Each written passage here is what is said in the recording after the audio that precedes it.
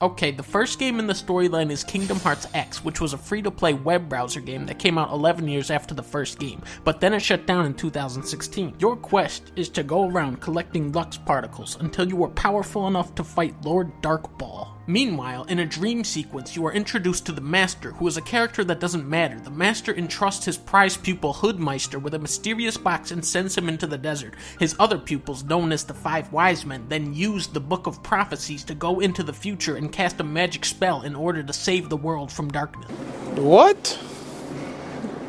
Bro, what are you talking about, man? Making pancakes. Making pancakes.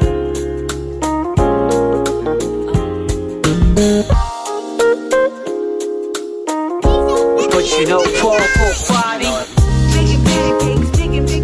Welcome back, everyone. This is Arnaldo, aka Mad Dog, and this is The Real, episode 145 of GG's The Mouthful podcast. Wait a minute. No. Nobody told me this was The Mouthful. I thought I was in Nivel Escondido. Oh. I should have known when you started in English. I was going to say that was probably a giveaway. Also, we don't have a Spanish Morgan Freeman here. Oh, I thought that was you. We don't have MASH. We don't have the Sparrow? Alex Nation. We don't have nobody here, bro. Oh, This is bullshit. Then I'm leaving. That's it. I quit. Oh, so this is now okay. You go. Well, guys, unfortunately, this has become a one-man show.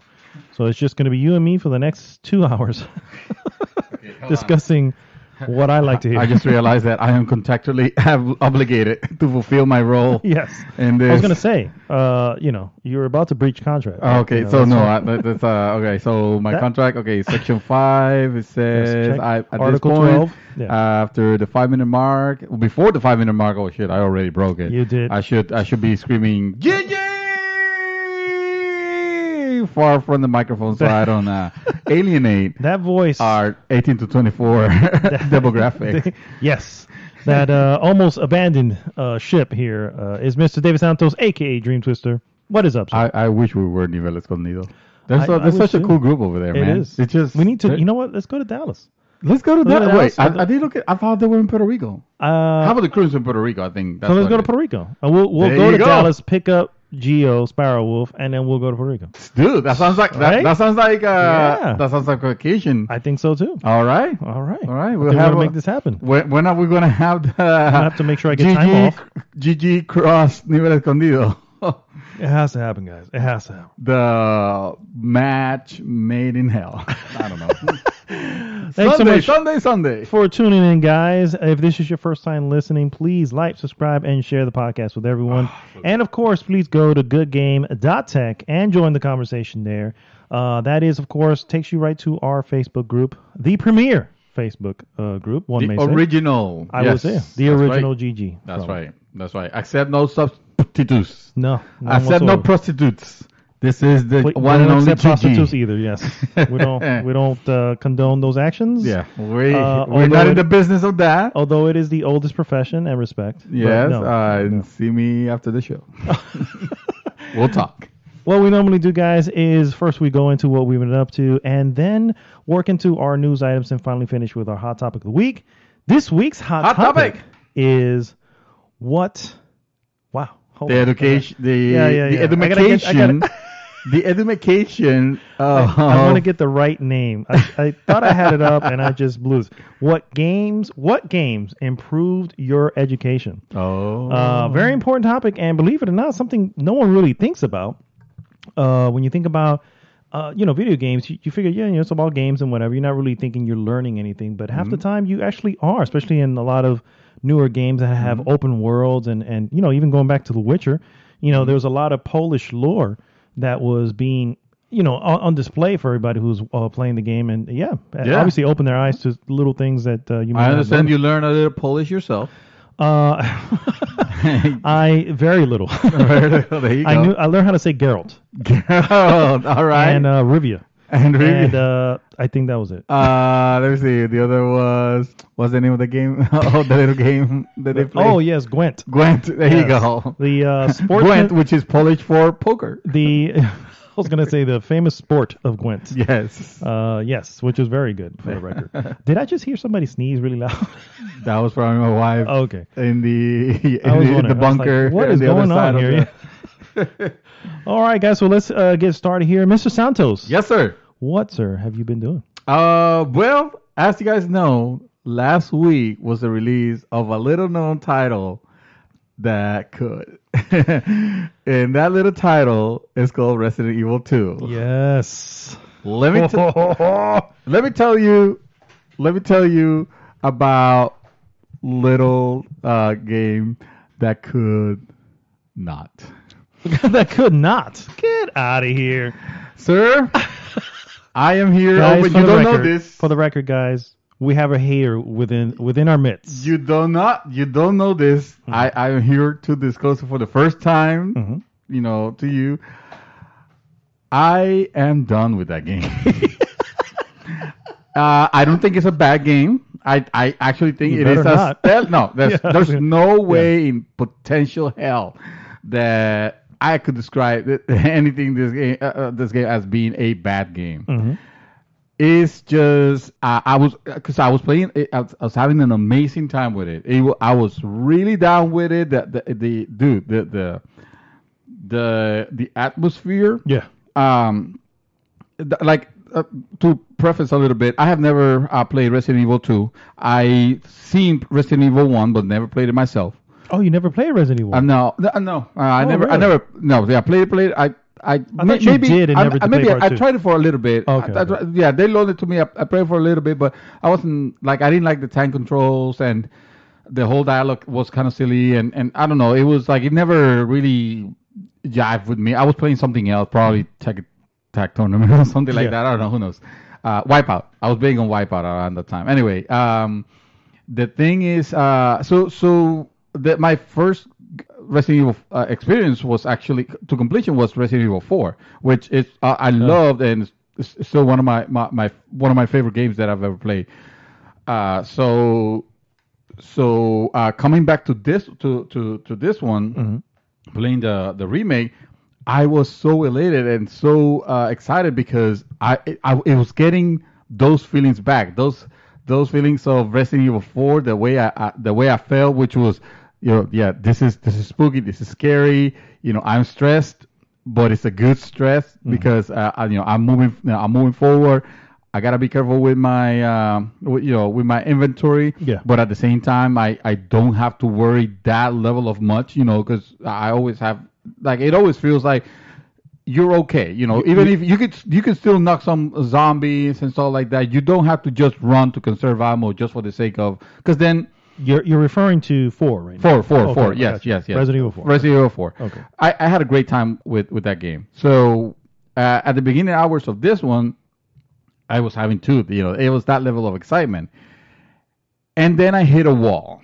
And this is, if you guys have played Resident Evil, this is gonna go into a little bit of a spoilery session for the first 5 hours of the game. So you guys are welcome to skip ahead this whole discussion that I'm gonna have about Resident Evil.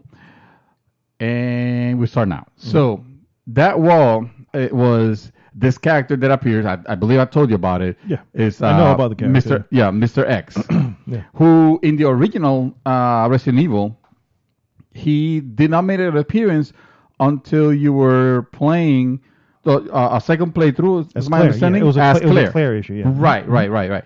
So, which at that point, I feel like that would have been an ideal moment to introduce him. If they were going to introduce this character, this would have been an ideal moment to introduce him because, you already know the game. By that time, you already have a feel of the game, of the maps, of every section. You don't really have to pause too much, for it. Again, I'm speculating because I never played the original Resident Evil 2. On this one, they introduced him early enough to where it becomes, to me, and this is all me, only, he becomes a grave disruption on the gameplay.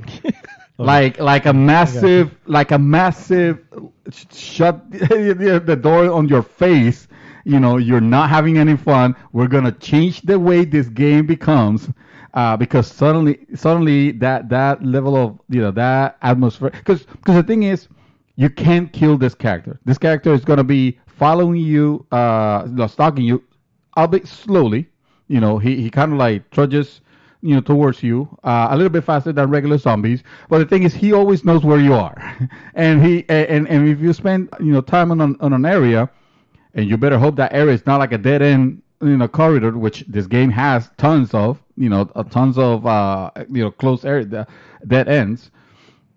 This character will follow you. He can corner you, and he could kick your ass with like one time that he grabs you, maybe two times you're dead for sure. One time you're fucked up enough from perfect health. You're fucked up enough to where you will need to get the at least a couple of healing herbs, or a powerful healing herb.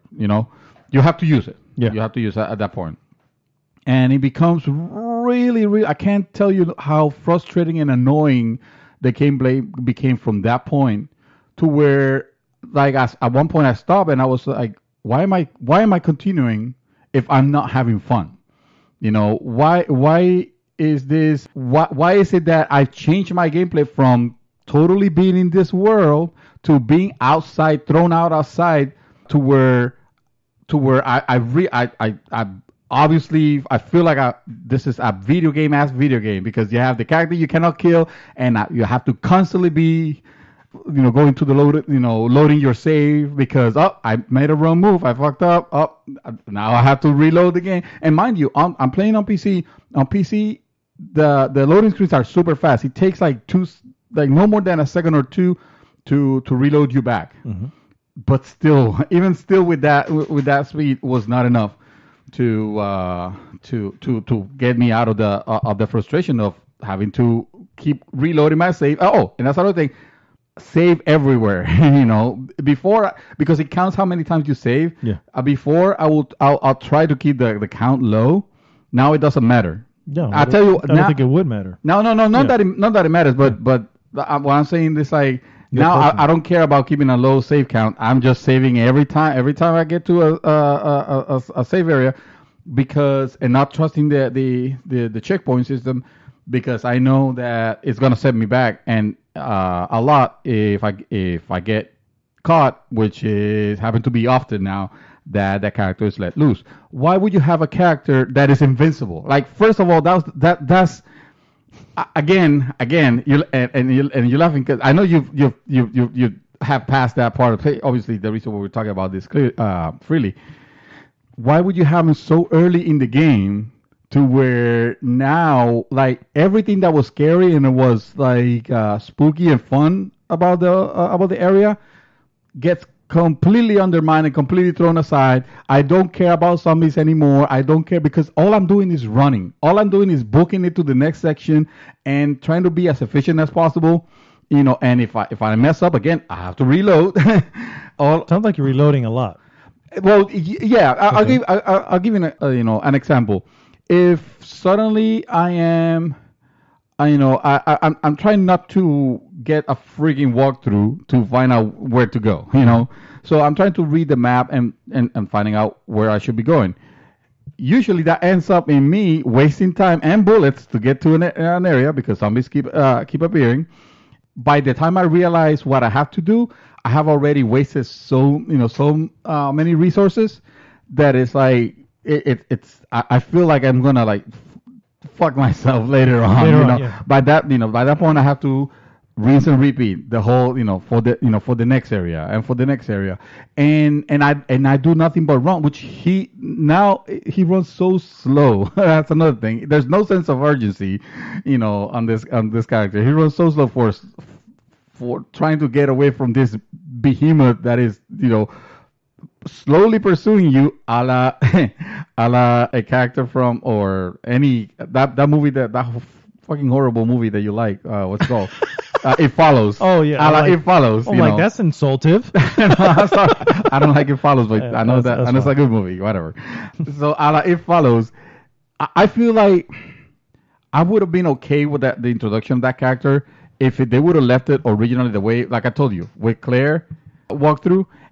Because the idea is not a bad idea. It's kind of cool. It's kind of like having like the freaking Terminator, following you. You know what I mean? I still think it sucks that you can't bring it down, because if the invincible character, it feels like cheating.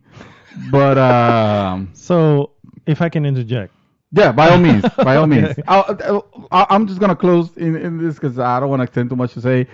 I unfortunately have decided to just leave it here and realize, this series was never never your for jam me. anyway. It was Yeah. never my jam, because of that, and because hearing that Code Veronica and this other see that was the thing, though. Possibility. It's a possibility. It still hasn't been. It's been in talks, and people have mentioned it. You're talking about the other remakes. Yeah, Possible but other remakes. but knowing that they have the same gameplay mechanic, the same. Oh, something's gonna appear at some point that's just gonna be following you, and forget it. I don't remember that in Resident Evil 4. Did Resident Evil 4 have something like Resident that? Evil. So no, Resident Evil had small moments of that, especially with the chainsaw guy. That Right. You know what I'm saying? But once you leave that area, he's not following you the rest of the time. Right. However, other chainsaw guys would appear Right. in other areas. They were the most annoying of Resident Evil Yeah, 4. but you can bring him down if I'm not. You can bring them down, but Yeah. they were nowhere near easy to bring down. No, You know no, what I'm no, saying? no, They no, were- no. I mean, eventually it does become easy. But Yeah. going back to the other thing, first of all, I was under the impression that you played a Resident Evil 1, like to completion. I just No. I don't know why I always thought that. But as far as Resident Evil 2, first, I know you mentioned, and I wanted to clarify, because if we go by what is called the canonical version, because the creators were, I guess at some point they were asked, there is a Claire A, a Claire B, and a Leon A, Leon B run through. So whoever you do as A, you'll get the other person as B. And that was the original back when it was PlayStation. That sounds cool. Yeah. So the canonical storyline, according to Capcom, is Claire A, Leon B story. So you should have started with Claire then? That's the canonical version. And that means Interesting. in the original story, you would have ran into Mr. X immediately. So But that's not the way the Resident Evil, the original game was. I'm talking about the original game. Oh, the Resident original Evil game. 2. Resident Evil 2. Resident Evil 2, the Resident original, Evil. yeah, the original Resident So Evil 2. the original Yeah, one, right. the canonical story was to start with Claire and end with Leon, and you would have ran into him early on. Uh-huh. The difference there, of course, is Leon doesn't run into him. He has his own problems. Right, You know what I right. mean? Here, obviously, they've taken liberties with it. When it comes to that character, he is meant to be menacing. However, he is very easily lost. You know what I mean? If you kind of understand that. I wouldn't say he's well. He is very easily lost. I can tell. I can tell you. Now, here's the deal. When you're first off, you would want to go. You have to. So this is just what I do. And spoilers for anybody who doesn't want to know. But this is, and this, to be fair, this comes from playing a lot of these already from before. Right. You mentioned Resident Evil 4 being your favorite, but if you really think about it, Resident Evil 4 was more of a reinvention Right. of the series. It was definitely, because yes. it became way more action. at that Probably the point. reason I liked it. Correct, yeah, because you did have more resources. You did have, by the time you had that big case towards the end, you were blowing everybody away. Yeah. That's never Treated the like a case badass. here. Yeah, Yeah. that is never the case here, and it's never been the case of Swords. So I commend them for not only sticking to the original story, but actually just going back to that, not reinventing it and saying this is what they wanted anyway. Let's not alter this, and I think that's why it's received such good praise. It's like, But man, they this altered is it. This is But they did alter it.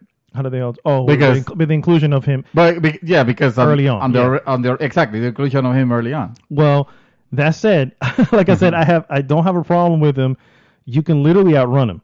Right, that's true. Yeah, you can Yeah. outrun him, and the trick with him, and again, this is spoiler, guys, if you don't want to hear this. The trick with him is once you've lost him, you can lose him. Once you've lost him, walk. Don't run around. He hears your footsteps. That's why he comes your way. If you're running around everywhere, that's what's leading him towards you. So I can literally. So if I walk, then I won't see him again. There's a chance that because he could if still be. you're gonna run into stuff and have to shoot stuff. That's gonna make him come your way. Oh, you you see what I see, mean? that's cool. Yeah. That's good to know. Not only that, when you are I don't want to say specifics, but my point is to say, again, this is from the original. So if you already played original, they probably already know. Yeah, that's what you literally plan your route out. You know what I'm saying? It's like, okay, bring the map up. This is where I got to go. Let me go that way. If he's already following you, you need to go there first. run that, just plan your route out and just run that direction, because obviously you don't want to run into a dead end, Right. but you should know the route you're going. Also, I mean, I don't know, Jeff, I've used him a couple times to my advantage, where there's this zombie that I'm constantly running by because I don't kill all the zombies. I'm like, I don't need to. Why waste the bullets on them? Right now, I have like, you know how you have up to a certain amount of handgun bullets? Oh, yeah. I have like two Oh, yeah. because I've maxed out the whatever. Yeah. And it just, what I'm saying, I have more than enough. And it's because I'm never shooting unnecessarily. And I think I almost got the same with shotguns, shells. But anyway, my point is to say, when you are in the rooms with the chests, he doesn't go in there. Right. Yeah. So, and once you go in there, he's not outside just waiting for you. You know what I mean? Yeah. He will walk away. But then you come out and you walk. You don't run. You know what I'm saying? Just walk in the direction you need. You run when you need. You run when you need to run. Yeah. But obviously you will have hints because you're going to hear the footsteps. Also, the music is going to change. You just know. Yeah. And the music, I think, changes when he. Oh, Yeah, I yeah, see that, you. yeah. The music, the it does give you hints that he's coming. It's just that change on gameplay was the thing that was It's too almost- jarring too early. It was like over seasoning. Like you were cooking something, it was coming out perfect, and then suddenly like your salt thing just broke, and you poured too like much salt the in. whole thing, the whole thing came in. For me, I it just felt like that. I'm just gonna say it here because I won't repeat it when it'll be my turn. But I am loving this game. I think I'm not gonna say it's my game of the year or like. Obviously, I haven't even finished early. Leon's story, but I really do appreciate them really sticking to the original formula, because that's what made the game great. And of course, they did improvements on it. They didn't just leave it that way. Yeah. That's what I noticed. It has a lot of what you will describe like, this is kind of like an old gameplay element that you would have expected it to be modernized, but somehow they struck a balance in keeping it old school, but still, not all to where it feels antiquated. It still feels. Yeah, exactly. Yeah. So same thing with the liquors, by the way, because the liquors are technically blind. So you can, if you're not running, you can walk past them as long as you don't mess around with them. Because they can't. That is really cool. So Yeah, see they can't that's a game changer right Yeah, there. that's what I'm Because I saying. could try that. I'll be willing to go back to Give it a it shot, yeah. and try it just to. And use, like I said, plan your route out to. But where was this hinted at any time? So, it's in truth, the old games. No, it wasn't hinted here. The old games really, they were never following you the whole time. You were able to move on and not mess with them. The fact of the walking thing is I saw this weird little like it's one of those things that you see where it has like a gameplay, and I was gonna swipe past it because I was like, oh no, I don't want to see it, but I was seeing the guy, and I thought the reason I did it because I was like, is he about to like cap Mr. X in the back of the head? And I was like, how the hell? And I was like, wait a minute, how's he doing that? And that's when I looked at it, and if you see the words a little bit, it basically mentions as long as you don't run, he's literally the guy's so walking he has away. tips. So you're describing basically when it's loading. Is that what you're saying? When it's loading, it gives No, you like like a not the tip? loading. It was basically on YouTube, just kind of like going through, and I was okay, gonna gotcha. pass by, like, no, I don't want to see it because I don't want Yeah. to see anything for it. But then I saw that thing that looked like he was about to cap him in the back of the head, and I was like, wait a Yeah. minute, now they're really taking liberties, you know what I mean? But then I noticed it's like, oh, I see what they're doing. Oh. And he even had the light out and everything, but because he wasn't jetting around, that's what. So now I didn't know say that. then. I They know. should have actually. I didn't know that for the longest time. However, I did know you can lose him. Right. And losing him, I've been. The whole deal is, went into, where was it? It was one of the rooms, and he came. Like I was far enough from him where when he came into the room, he didn't really, he just kind of stopped there, and I was just like seeing where he was going to go because I wanted him to go a different way to so give that you I could go direction. past him. Yeah. So, but he didn't. He just kind of stopped, looked around, and then he just kind of turned around. So I was like, oh shit. Awesome. Yeah, I was like, oh shit. So he just walked away, and I'm like, okay. And yes, Awesome. yeah. So those are the, I guess, through playing around with him, what I'm saying, is really the only way I figured that out. And then you saw the thing I posted on on the group where it's my responsibility. Oh yeah. When he was walking around, you were running around. Not you. Like a table, like a table, and he was constantly following you. Yeah, he's dumb. He's slow when he's dumb, but he is consistent. And when he's consistent, and you're trying to do something, it becomes annoying. I always use the room. I like where I stop because once you hit the map, everything pauses. Right. So I hit the map. Where's the nearest safe room? Right. Okay, let me head there, and I say head there, and then he's off my tail. Yeah. For a little while, sure, but he's off my tail for now. Now I can focus on where do I need to go. Yeah. And I go that I would way. like if I could at least have, as I say, for example, I'm going. I was trying to get to the room to where you find that big circly. What do you call those handles to open? Oh yeah, the wheel. No, the wheel valve or something. Yeah, exactly. The big wheel valve. The only item in my inventory that I saw that it occupies like 2 spaces on it. I was like, okay, here we go. I hope they don't encounter too many of those. I wouldn't be surprised. But so as I go into that room, I hear him coming, and that room already has zombies, and because it's enclosed, it's difficult. You kind of have to try to do this. Should I kill the zombies? Should I not? If I kill this, here's a tip for the zombies: you can run around them. Okay, not always, because this room in particular was kind of close. Correct. Yeah. However, you can also use to your advantage taking one shot at them, because one shot at them will make their head kind of just pop back. Yeah. While that's happening, run by them, because they have the animation has to come back for them to stand up and try to grab you, and they're just kind of absorbing that shot. Yeah. And once you're past them, you're past them. You just kind of have to do it a couple times. So, now the beauty is, if he's coming behind you, he's knocking those fucking zombies out. You know what I mean? Yeah. I've in that same room where you run around in circle. Like I didn't run around in circle, but I went in there and I was kind of running around the whole edge. Yeah. Talking about. And there was a zombie in there, dude. For the longest time, I left in there forever because I don't need to kill him. I still have that zombie. So as I was trying to juke him and figure out which direction I was going to go, that's when I figured out he can actually and he literally killed him. I was like, at least he knocked out. He may not be dead, but he just knocked him out. He just like, hell yeah. You know what I mean? And then I just went to the safe room. I was like, every zombie that I kill, after I kill it, I just go with my knife, like poke him with the knife. Yes. Definitely. Are you there for real? And yeah, and do that as they're even if they're getting up, just keep stabbing them. Because you're still hitting them until they get up. You don't really have to worry about anything. I cut their legs at some point, and the fuckers won't die. How do you kill that? That is already there.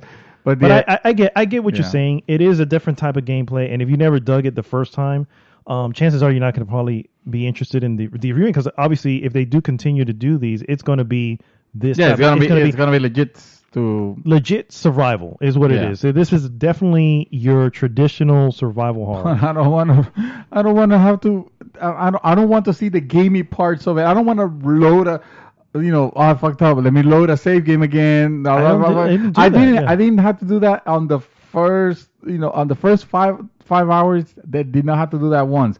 And now I feel like that's constantly what I'm doing. And that's when I stopped. I was like, wait a minute. If you're doing it a lot, I can see it. That's definitely really frustrating. Yeah. But now that I know that you told me about walking, and by walking, by the way, you mean like don't press the run button, just press the normal. Just go forward. Yeah. Just go forward. Mm-hmm. Okay. I don't have to like press very slowly so he tiptoes. No, you don't need to. I don't think he tiptoes, but you don't need to do that. Yeah, I know that. That. And again, it doesn't guarantee if he happens to be in the other room, he's not going to hear you anyway. So but it's all good. You hear him coming anyway. Yeah, there are. I'm gonna try. I'm gonna try. If you tell me, I get it though. I can see how that could be. With that, with that knowledge, which Capcom. Maybe for everything you did this game of fixing it, you could have put a pro tip. Or they could have, the loading screens could have included something. Maybe they like do.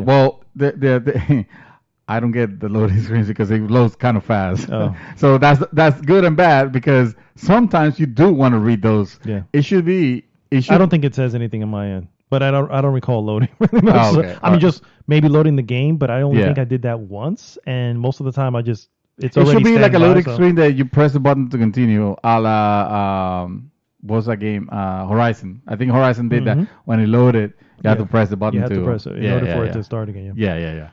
So okay. So all right, I'll be willing to give it another chance and see, because the game, like, I'm loving the atmosphere and everything like that. Like I said, and I do want to see. I would like to see it through. It's just I'm a little bummed that I cannot play the way that I thought I was going to be able to play, which was that methodic, like walking, because I have the zombies, and now they have the scary zombie, even scarier zombie, but I can still take them out because I'm fucking armed, not just an invincible wall that comes at you, and I can't do anything. But he's dumb and slow. Yeah, he's dumb and slow, but it's an still, invincible he's wall, persistent. but he's dumb and slow. It's still, yeah. He is persistent. So did you shoot his hat off? Oh wait, you don't have the trophies. Never mind. I have. There's a trophy for shooting his hat off. Yeah, so. it gives. Yeah, like that was my first encounter. I knocked him down, and then when I knocked it down, I thought, okay, here's my chance. Let me unload with everything I have. And then I noticed, wait a minute, but it's not really doing any damage. It's not doing anything great. Reload. Oh, you reloaded from that point. Yeah, I can see that. That's a mistake. Yeah, that's a mistake. I empty it like 2 clips of the shotgun. Anyway, it's not like I did not have anything else to play. Oh, and of course, I've been playing Ace Combat, here and there, and that story, it's going. I don't have too much to say because I mostly, believe it or not, spent this entire week playing The Division, the original Division of all the games, freaking games. Wow. Exactly. I am super the little game that could, huh? Yes, I am super back on board with this game to the point where I didn't believe it. Like I posted that thing like a couple weeks ago of, is anybody interested in The Division 2? Yeah. Now I'm like, I am, because I am, dude. It is it is great. Everybody knows about The Division. I'm not gonna waste time in telling you about it. But I had the opportunity to play with Daniel from the group, Gabriel, which I don't know if he's in the group. I believe he is in the group. Yeah. Shout out to both Gabriel and Daniel. Yeah, and there was and Panda, of course. Oh, shout out to Panda. yes, Super Panda. And it was I forgot how incredible it is to have, playing a game like that with your buddies and just planning out, being strategic, while also having fun at the same time. It's the typical multiplayer experience, which I don't tend to experience often. That's why I always find it like fascinating, like great times. Yeah. When I do, because I don't tend to stick to live as service games that much. For some reason. After I beat the single player, I don't really care that much of, not to say that I don't find it cool. Like when I did the raid in Destiny, that was cool. Not Forsaken, obviously, but the Taken King. Yeah, the Taken King. There is something about the realistic setting, of that game that caught my attention more than something like Anthem. I've also been seeing a lot of gameplay of Anthem, and I understand the demo for the PC. It's the open demo for the PC is out. Maybe I'll try. Is it just PC? See. No, it's available for everything. Okay. Yeah. I believe so. That's what I heard. But of the two, and it looks really, it looks really good and whatever. But of the two, I'm kind of more excited about Division 2. And I think I'm gonna go for it. I think I'm gonna try that one. I'm gonna play that one, and I'm trying. One of the reasons I'm playing one is just to see if I can beat the campaign to be up to speed. Not that you probably need to, but I just would like to, because I'm enjoying that gameplay gameplay loop a lot. Also, I tried I went to the Dark Zone for the first time by myself. Other times I've always gone with groups, but for the first time I was by myself. It was an interesting experience. It was a scary experience in a sense of, not scary in the sense of, it was not horror. It was thrilling. It's not horror. It was cool because at any point any one of these fuckers that are helping you kill, guys could turn and try to get your loot. Probably not this early in the game because I was like level 11 when I went in. So even though you're getting like better gear, but you're still low level because the cap is 30. It gave me, like, I finally understood the ideas and the points of the Dark Zones and the gameplay. Of course, they've also made so many changes, to that game that they have made it fun. And yes, I'm still not like super down with bullet spongy humans, but I feel like at this point it's like any other game where it has bullet spongy, humans. You can say, well, they have a lot of armor, Yeah. and at least they're reacting a little bit. Underneath those bubble coats. Yeah, exactly. They have armor. And they have a shield. Oh, they have a, whatever, whatever you can conjure. They have armor upon armor, on armor. Yes. So even on the head. Even on the yeah, exactly. Dude, headshots are so satisfying in that. Nice. Okay. And I think, they tweaked it because before, I think the shooting aspect before used to feel kind of slow. Like you were shooting, but you were it'll be like almost like a half a second before it registered that you hit him. Yeah. So it always felt a little laggy. Now it's like very on point. Those headshots are like super satisfying when you connect to them. It's really cool when you have a squad and you're like, I'm gonna be here because I'm sniping these fools. You guys go ahead and flank them on the side, and because it's more, like I said, that quasi realistic setting, it's phenomenal. Yeah. It feels good. It feels really good. Yeah. So this whole time, I mean, with amazing titles that have come out, and I'm fucking playing the Division because I'm getting ready. For the Division 2. Division 2. Nice. Yes, I haven't seen anything, so that's all That's all you've done, sir. Yes. Okay. Well, I've been, like I mentioned, I've been playing Resident Evil 2. Still loving it. I understand your qualms with it, but yep, I'm still digging it. It's a lot of fun. Still playing Moonlighter. Oh my god, do I love that freaking game! Like when I'm already too scared, you know what I mean? Like I'm getting to the point where like everything is making me nervous. Yeah. You know what I mean? It gets to a point where it's too stressful. It's correct. Like, okay, I need a palate cleanser. Like the original Dead Space. Yes. You know what I'm saying? The original Dead Space was this unbelievable, I can't relax at any moment. All right. Yes. To be fair, this game is not that. It just has a lot of moments where there's its back-to-back stuff, and it's like, okay, all right, I've been freaked out enough. Let's go to a typewriter, save, and get out. You know what I mean? that was the Division for me. It was like, okay, I need time to relax and cool down. I love freaking Moonlighter, guys. I posted the trailer for it on the group. Yeah. I cannot recommend this game more. It's a dungeon crawling game. It's also very like I said, Link to the Past, that type of gameplay. So guys, there's just no reason why you wouldn't like this. Anyway.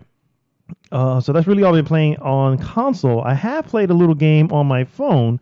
It is called Ding Dong XL.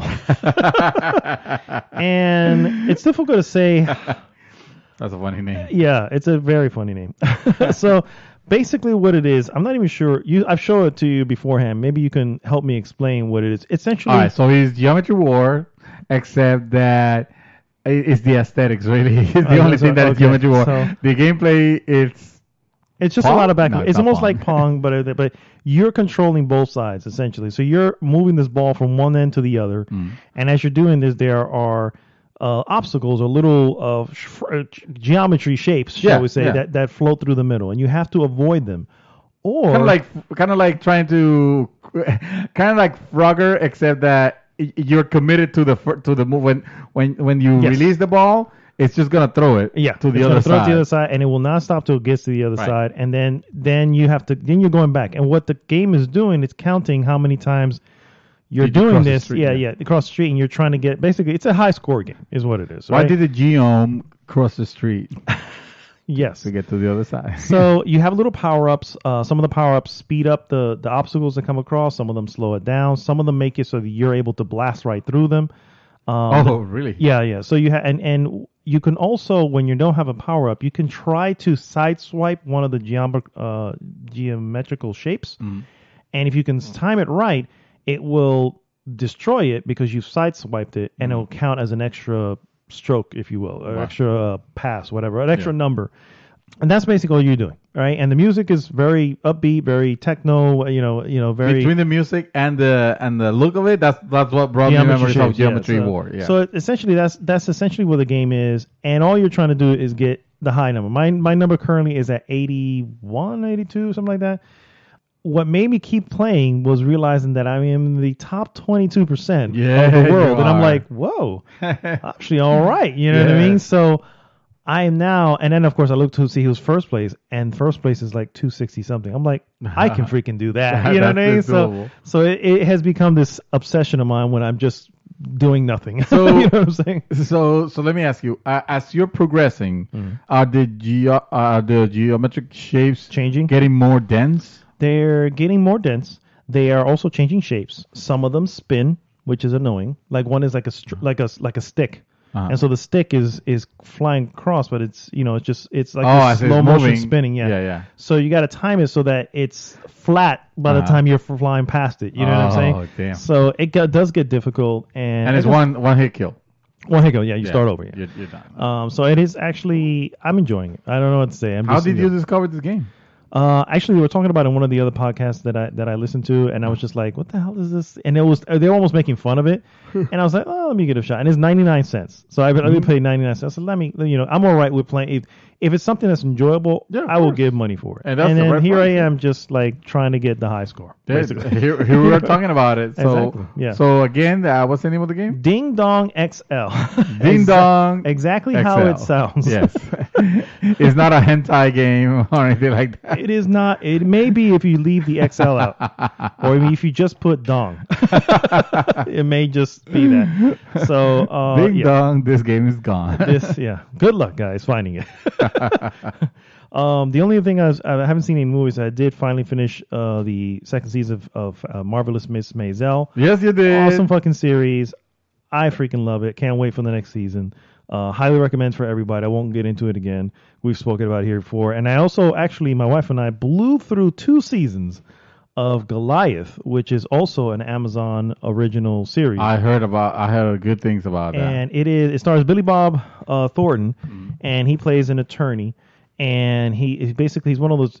He used to run a company, whatever, and then he got. It's a long story. It says he used to run a big firm, and now he's not. Excuse me. He's not. He's doing his own thing on the side, but he's an excellent attorney. You know what I mean? And man, I've always loved law movies and series. I've always dug them. I was a big fan of The Good Wife, a big fan of Private Practice. All these things because it was all about The Devil's lawyers Advocate. and The Devil's Advocate. Yeah, true. Yeah, that one too. Yeah. I'm always the Devil's Advocate. And the show, always yeah. Objection. Objection. Yes. You also whatever his name is. Phoenix Wright. Phoenix Wright. Yes, one of my his attorney. Yeah. You're a big fan of the series. Even though I didn't know his name a moment ago. But anyway, it's a really cool series. It's kind of dark. It's not the happy life of it. You know what I mean? It's kind of dark in what sense? In the sense that is in the sense of what the cases are usually about. And so Goliath, the reason it's called Goliath is because he is constantly putting himself in a position where he is David facing this huge Goliath of a foe. And I won't say in the first one. It doesn't matter. The point is that his side he's always on. He doesn't want to be there, but regardless, he's also kind of an alcoholic, or actually a very big alcoholic. So it's another issue he has. And Billy Bob Thornton plays an alcoholic like no one else. Bad Santa guy says it all. Yeah, but yeah, so he does it really well, and it's a good show. It's a good show. I really dig it. But yeah. That's all I've been doing. See, now it all makes sense. The next game is Kingdom Hearts Birth by Sleep, which was released on the PSP 3 years prior to Kingdom Hearts X. You play as Ventus, who is actually one half of an all-powerful Keyblade called the X-Blade. He is manipulated by the Sith Lord Xehanort, who wishes to combine him with his counterpart Ventus so that he can unlock Kingdom Hearts and start an apocalyptic Keyblade war. In order to become young again, Xehanort takes over this guy's body but fails, but becomes young anyway. Then his memory is erased and he is found by Ansem the Wise before the game even started, okay? Get the hell out of here! Welcome back, guys. And we're going to go right into the Mouthful's Fresh Pick. Fresh Pick.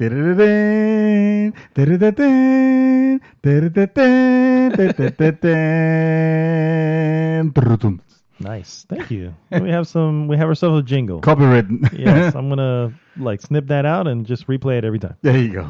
That should be how we start the podcast. It should be. Yeah. This week's fresh picks are, and I'm going to go through again. I'm going to skip over the ones that you've never heard of. However, I'm going to include a few that have interesting names. That's the reason why I'm just going to include them here. Would it be more interesting than Ding Dong Excel? Excel? Yeah, maybe. Okay. It's possible. All right. The Devil's Calculator. The Devil's Calculator. Yes, that's coming to PC and Mac. All right. So I know the premise. So this is basically that shitty new math that they're trying to teach kids nowadays. Yes. What's it called? The I don't know. quadrangular. Something C.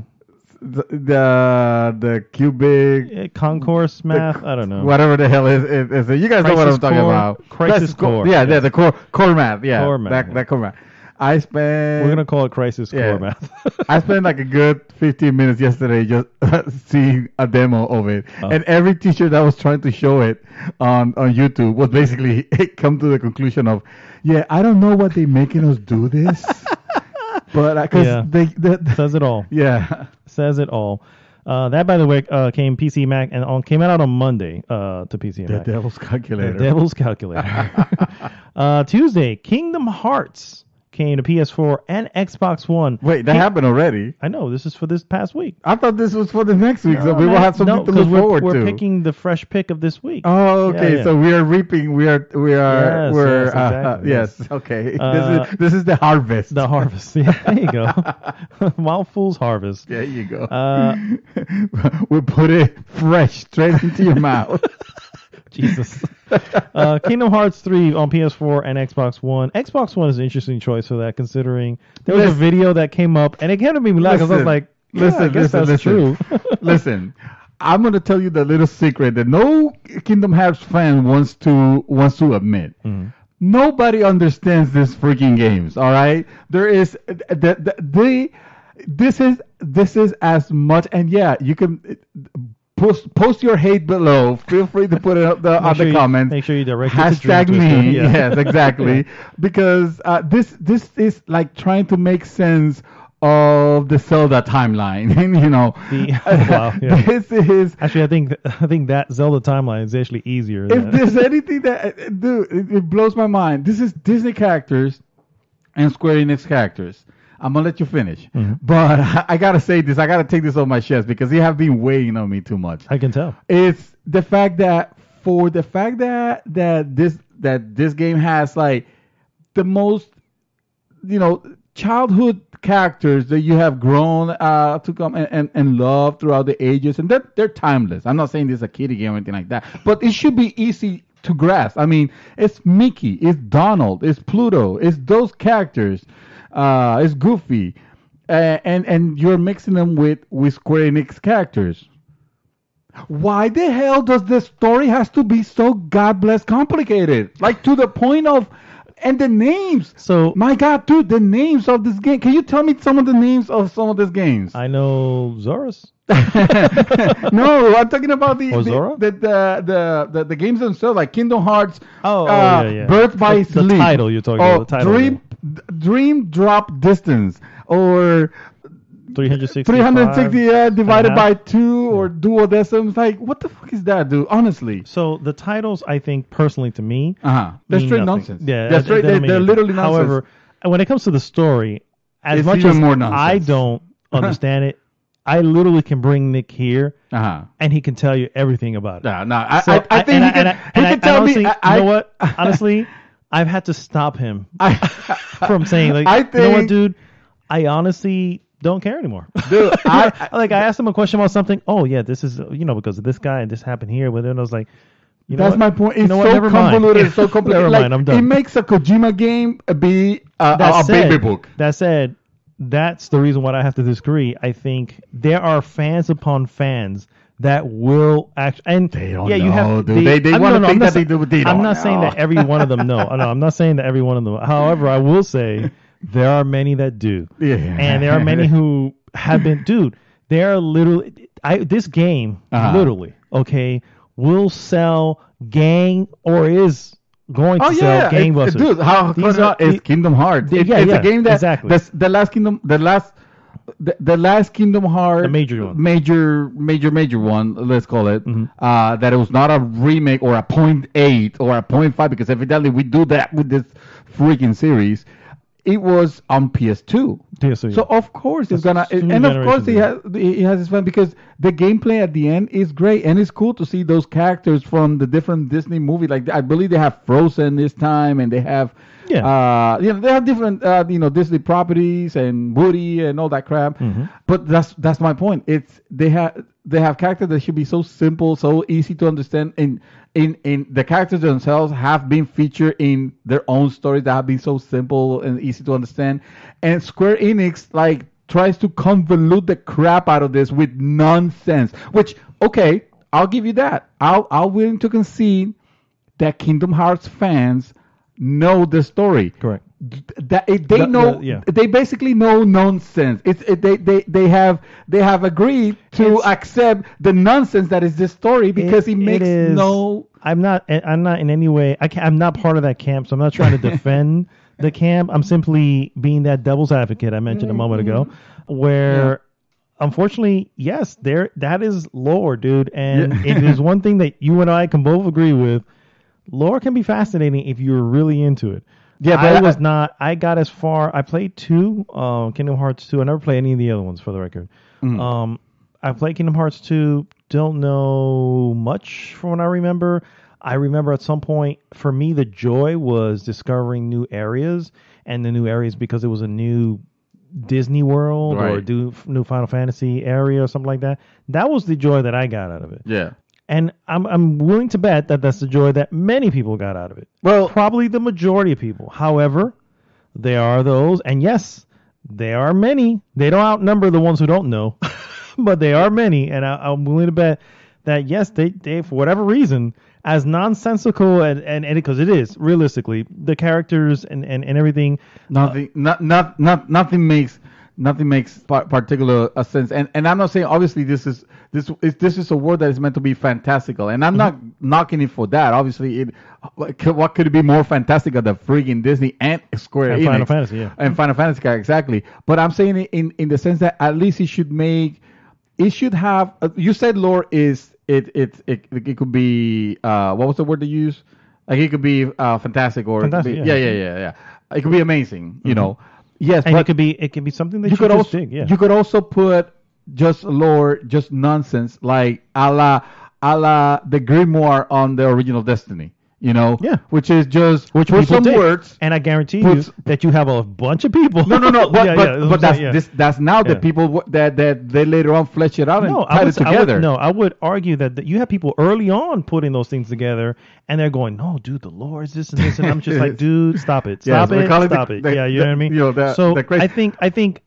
I think those two camps share very similar aspect when it comes to their lore. When it's the lore is to someone who would just tell me, show it to me, just give me something that I can follow that makes sense. Yeah. And I would argue that Kingdom Hearts 1 was ridiculous, but I was able to follow.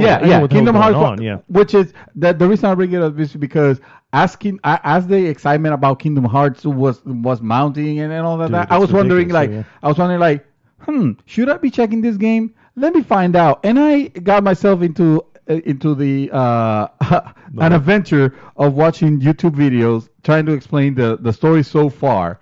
And every YouTube video agrees with the first one had sort of a story. It's your typical Square Enix type of story, which you get a little convoluted, but at the end, they landed roughly, but they landed. But anything after that, especially after 2, it just completely breaks apart into this nonsense that you like they were showing, and it was various videos. Some videos were serious, some videos were like, let me show you how the and they'll have a graphics, like a what you call a diagram, of everything, and it was like, dude, so nonsensical that I was like, what? Like, forget this. I mean, I realized, hey, listen. You're either into it. It's one of those things. It's either something that grasps you and you were there for it. I saw this side by side of a person who, I guess a girl, who bought the first one and she was holding it up, and then she's like grown and I think married at this point. She's holding up Kingdom Hearts 3. Like, yes, I finally got it. And it's like, Dude, those people are just into it, bro. Listen, They're just I into it. completely understand from a gameplay perspective, it can be fun. I'm the first one to admit I'm a huge fan of Bayonetta. That story is fucking nonsense. All But right, you get it. Which and I get it. I get that is the There you go. know, That's that a is- perfect example because I played Yeah, a little but bit of this is Bayonetta, a and little I'm like, this is a little quick game that you know True. that I could play. This is not a an RPG. 40 Yeah. yeah, or 80 hour whatever hour it is. Different worlds, you know, that don't relate because obviously everything is so different and everything is the darkness. You know what? And the That's- darkness. That's this, what's and the funny about the similarities between that and Destiny. When you mention the darkness. Yeah, the You know, dark. that's Exactly. like, it seems like okay, whoever it's doesn't the know how same to write darkness, bro. shit, It's the same just go- darkness. yeah, they just- I'm willing to bet that Kingdom Hearts and the world of the dark. Destiny Yes, are all in the same world. it's the same. Just blame the darkness. Calling it now, Kingdom Hearts 4, when it comes out in 20 years, it will have Destiny yeah. World. Yeah, They yeah. will- It will be stopping on meeting the Guardians. Yeah, you have, dude. When you're talking about Mickey, you have enough lore there that you could have made something that was sensical, fantastical, but it could still follow some semblance of sense. This game seems like this was done in Japanese, and then they contracted the worst translation company to bring it up, and that's my problem with it.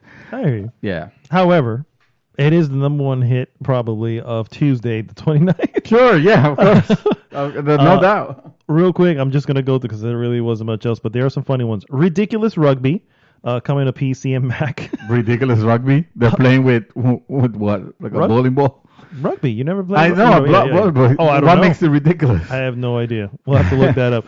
Putting around, also with from PC and Putting Mac. around. Putting around. I just love the name. That's why I mentioned these. It's just ridiculous.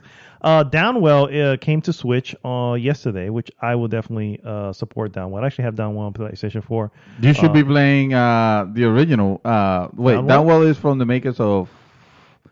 Wasn't Downwell? Downwell is a black and white game Yes. that you jump through like a well and you're shooting stuff Let me see. downwards Who did with that? your feet. With your feet Downwell? With your I don't know who made it. As you're looking for that, sir. Also that day came out Ace Combat 7s for the PC. Sky's Unknown. And then finally on Friday, which is today, 8-Bit Hordes and Wargroove. Wargroove came out Xbox One, Switch, and PC. And 8-Bit Hordes came out to PlayStation 4 and Xbox One. What I was trying to remember of, there is this RPG game that is kind of like it's the same. It's this same look. This is not an RPG, my friend. No. I'm talking about. Oh, you're talking about 1 minute. No. Hero? No, there's an RPG. It's actually, it was very highly rated. It was very low. God, I'm gonna have to find it out because it's gonna kill me now. But it was this look, this black and white look. I believe I showed it to you to try one minute. It's a minute, right? It's an RPG that you play for a minute and you die. You play it again and you're constantly little by little moving the thing, but it's a black and white. It's not that. I know which one you're talking about, but it's not that one. Well, this one is the reverse of that because the majority of the game is black with everything else being white. It's right here. Undertale. Oh my God, that's not nowhere near the same. Dude, it's just it looks you want to see some free shots? I know about it. I've seen Undertale. Yeah, exactly. And it is very highly rated. Like, look, our review is overwhelmingly positive. Sir, and that's not the makers of Downwell. Okay, fine. That's all I wanted to know. Oh, okay. I'm sorry. You Fair should enough. actually, for all intents and purposes, you should be playing Undertale. I think you'll be Have you pleasantly played it? surprised. I played enough to where I saw the whimsical of it, and I just haven't gone to it because stuff had gotten in the way. Yeah, but I don't know. Maybe I'll get around. It is one to of those. It's one of those games that I can see the charm, dude. I mean, look at those fucking reviews. It's like it looks like it's ridiculous, and it gets even worse. So the better. So I'm going to point you to a specific sentence that you said about Rotten Tomatoes and their reviews, and just because This is Metacritic. 90-something%. This is Metacritic, sir. Right here. What does it say? I get it. Yeah, that's not Rotten Tomato. No, I'm just saying. This is Metacritic. Doesn't mean I'll like it. No. So, for the record, Obviously, yeah. our fresh pick Well, my fresh pick. I don't know if you're gonna enjoy it because you went on a nice little 10-minute rant about it, but Oh, Kingdom fresh Hearts. pick of, yeah, that's the fresh What pick else, of the week. What else is it gonna be? What else is out? I mean, I wouldn't buy it. You know. I actually don't have to buy it because I can just borrow it from Nick. Yeah, exactly. So I was like, hey, you know what? Let me just try this out. All right, let's move on to some news items, guys. I had oh, yes, here we go. Games with Gold have been announced for February 2019.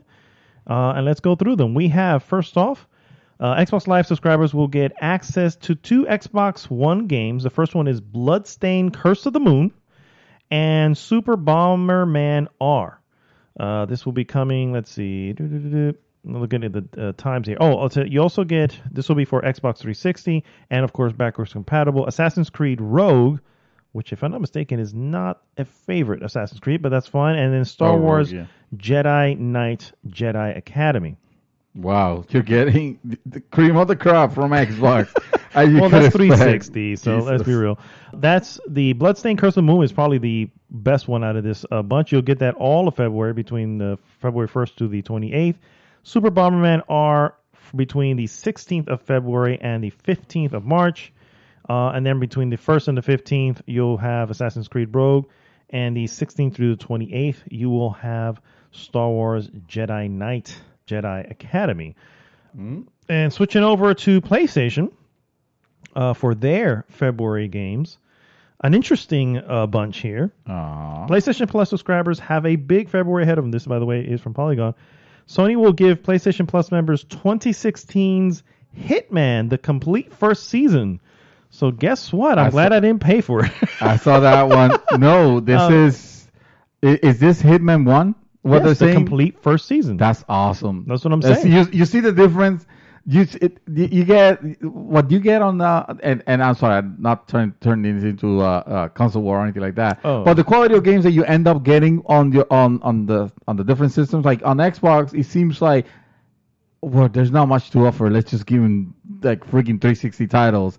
On this one, you're getting a full game that right now it is like amazing. Hitman, the first Hitman. I will definitely be tagging that one. You need to download it and play it at least a few levels. I don't know when I'll be able to play it, but I definitely will be tagging it. And then For Honor also coming to PlayStation 4 as part of their subscription service starting February 5th. That's this Tuesday coming up. PS4 owners are also getting a big boost to their cloud storage with PlayStation Plus. Sony is increasing the limit from 10 gigs to 100 gigs. So this is, of course, is for your cloud saves. I don't know if I've ever even gotten close to the 10 gigs because, I mean, they're just game saves. So how much space does that take up? Is it only for game saves? So say, for example, you can't use it for your movie. I guess you can't use it for the creation, for the... I don't think so. I have to look it up. For the movies that you create. Yeah. The things that you... Maybe that's what it is because I'm like, I don't think I'm near that. But my point is that I will save those videos and edit them, post them, and then delete them. Right. Yeah, I'm not keeping them. So, anyway, for legacy platforms, Sony will provide stealth action game Metal Gear Solid 4: Guns of the Patriots. Is it backwards compatible? Can you play it? It is not backwards compatible. It is not coming to PlayStation 4. Sorry, guys. I don't have a PlayStation 3 anymore. You'll never know. And besides, even if it did, I don't think you would have actually gone back to it. I would have if it was available for PlayStation 4. Hell yeah. Hello is the one that I missed. I've played all the rest of them except for that one. Yeah. And it was a great one. Yeah. And I will argue that it still holds up like very well. I'm sure it does. Yeah. And of course, the meta fighting game Dive Kick also coming to PlayStation 3. Dive Kick. Oh, Dive Kick. I have Dive Kick already, so yeah. I guess you could get that and get it on PlayStation 4 also, right? It is, yeah. If you get it Dive Kick on PlayStation 3, it is cross-buy compatible with PlayStation 4, so you can. I already have it. It's a ridiculous game, but I think it's a good party game. Yeah, I would think. Yeah. And then finally, the PlayStation Vita will get Gunhouse and arcade action game Rogue Aces in February. Important to note, these PS3 and PlayStation Vita games are the last offerings. That's right. For those platforms via the PlayStation Plus. What a send-off. After March 8th, PlayStation 3 and Vita games will no longer be part of the PlayStation service or games lineup. So they have given you everything already. I would say, hey, you know what? What a way to send them off with probably one of the top-rated games of PlayStation 3, which is Metal Gear 4. Metal Gear Solid 4. Yeah. It finally has trophies, so you can actually play it. Sure, because that's important, yes. Before I go into what would actually have been my first piece of news, I just want to give a huge shout out. We have a new member on our group, and she has been killing it with reporting on news. And I hope I thought I was going to bring this to the podcast, and I hope if she's listening that she keeps participating, because this was stuff that I didn't find anywhere, and she was just, hey guys, just so you guys know, her name is Evie or Ivy Repart. I'm sure it's Evie. Evie Repart. Yeah, I'm probably mispronouncing that. I'm sorry, Could Evie. be Ivy too, but I would guess it's Evie. Uh, Correct us if we're wrong. Yes, please. So she actually posted a couple of days ago. For those interested in getting Origin Premier access in order to play Anthem, the Anthem demo, I should say, on the head start date of February 15. I'm sorry, no, I take it back. The actual Anthem game. Let me start again because I messed that up. So for those interested in getting Origin Premier access in order to play Anthem on a head start date of February 15, that would have been me. Apparently, you need to be subscribed by February 1st in order to be eligible. If you haven't done so, you should sub today just to be safe.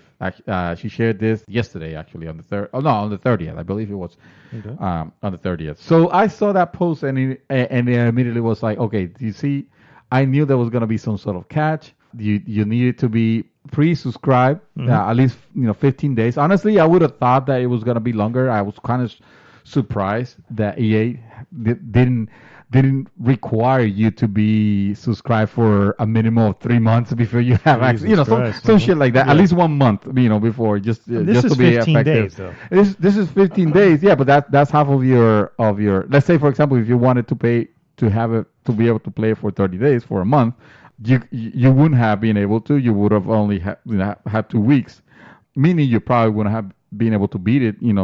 By then. And who knows? I'm thinking of maybe we'll see. Maybe, yeah, maybe. Well, I know I wouldn't have because I work. So I was like, okay, that's my cue. I'm not gonna spend $60 on this game. I already said it. It will have to be like literally like life changing, like stellar, like because after everything that EA has done, and I get it. This is not a knock against those of you who like the game, who are looking very forward to it. That's cool, man. I hope the game is amazing, and I hope you get your money's worth and all that. I'm just saying, me personally, I was already kind of skeptical of the game because of what I've heard and what I've seen about it. Not saying that I saw anything that was bad. It looks like it was just a very good looking game as service game, and hey, that's the Division 2 for all that matters. So looking at the setting and also not trusting EA, I was like, no, I'm not gonna spend $60. The most I'll be willing to do, and it's so that I can have the experience of playing it, is do the same thing that I did with Battlefield 5, which is subscribe to Premier Access. I think $15, $14.99 for 1 month is reasonable. I mean, compared to everything that all the subscription services, And by then, I know that I would have had my fill. I had my fill with Battlefield way before that. Actually, I was done with Battlefield because I didn't care much about the story. But I know that I would have regretted spending $60 on Battlefield 5, and I like Battlefield, the series. I like Battlefield as a series. It's one of your favorites. I didn't care. Yeah, exactly. So I was planning on doing the same thing with this one. Well, she posted it, and she posted some proof. Like there was the disclaimer, below that I read it, and I was like, I knew you were gonna do that, EA. That's fine. I honestly expected you to do worse, but I'm not gonna be doing Anthem at all. Whatever. So I am currently downloading the demo. I am too. So I'm gonna try it over the week. I will not pay for this game, even if I like the demo. It's not happening. Right. But yeah, I'm going to try it out just so I have my own 2 cents to go. And obviously, it's a demo, so I'm not going to hold it. You're not going to review it. Exactly. I will give definitely my. You're not going to review it. Yeah. I will play it for $15. Sure. I mean, you're getting the quote unquote deluxe version, and also the only time frame that that I'm gonna want to play this game, because by in March Division 2 is gonna come out. And I only have time to dedicate to one game of service if I'm gonna do that. Just to clarify, though, she later posted out that EA actually released a statement saying that was in error, and you can actually subscribe to Premiere on the same day, even, or the day before, or whatever. You don't have to have that 15-day, 15-day early thing. Early thing, exactly.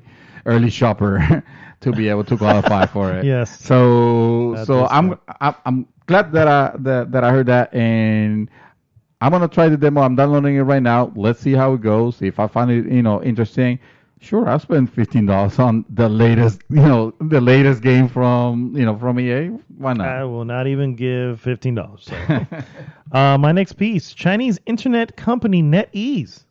Oh, I know them. Announced it has purchased a minority stake in Quantic Dream, the French developer behind Heavy Rain and Detroit Become Human, as part of an investment in the development and creation of next-generation games. NetEase did not disclose the monetary terms of the investment in Quantic Dream. The investment will support visions of becoming a global multi-franchise entertainment company and to develop advanced technologies and games in the future. This is said by NetEase. NetEase used similar language in describing its $100 million investment in Halo and Destiny developer Bungie last year. With a strong focus on in-house development, we are constantly looking for partners that complement us in the development and creation of next-generation games. This is said by Ethan Wang, Vice President of NetEase. It's a good last name, by the way. Wang. Sure. All right. You could use a couple Wangs. Yeah, why not? Quantic Dream's excellence in interactive storytelling and the valuable expertise it has built over the past 2 decades is exactly what we've been looking for. We're pleased to partner with Quantic Dream, and we hope to create incredible game experiences for players all over the globe. It goes on to go, basically speak a little bit more about who NetEase and everything is, but it does appear that Quantic Dream will be multi-platform now. It will not be specific to PlayStation 4. At least that's what the article kind of hints at, which makes sense.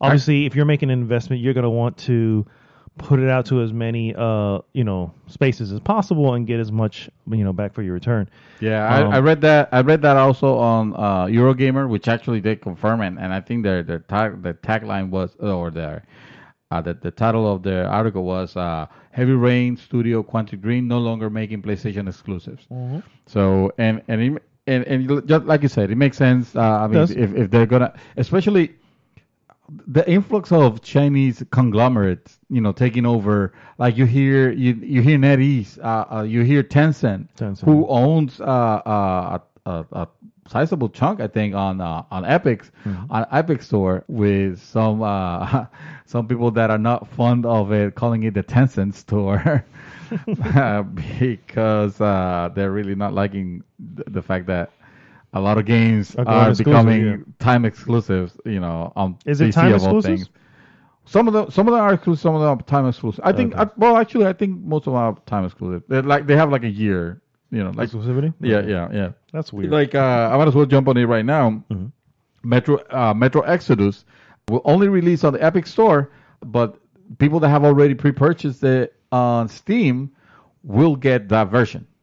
Yeah, so it's kind of already got it. Yeah. It's kind of weird that it went like that because it's actually unprecedented when you think about it. You will think that these companies will have as many stores selling their product, yeah. Well, not only that, because let's say, for example, obviously, Epic Store, Metro is a huge title, or it's big. It's big. If they could get a bigger revenue share from going with Epic Store rather than Steam, they're gonna choose the latter, because gamers, they might complain, they might bitch, but gamers, they're a fickle bunch. Eventually, if they want to play, it, they're gonna buy it. Yeah, they're gonna download whether they want it, whether they like it or not.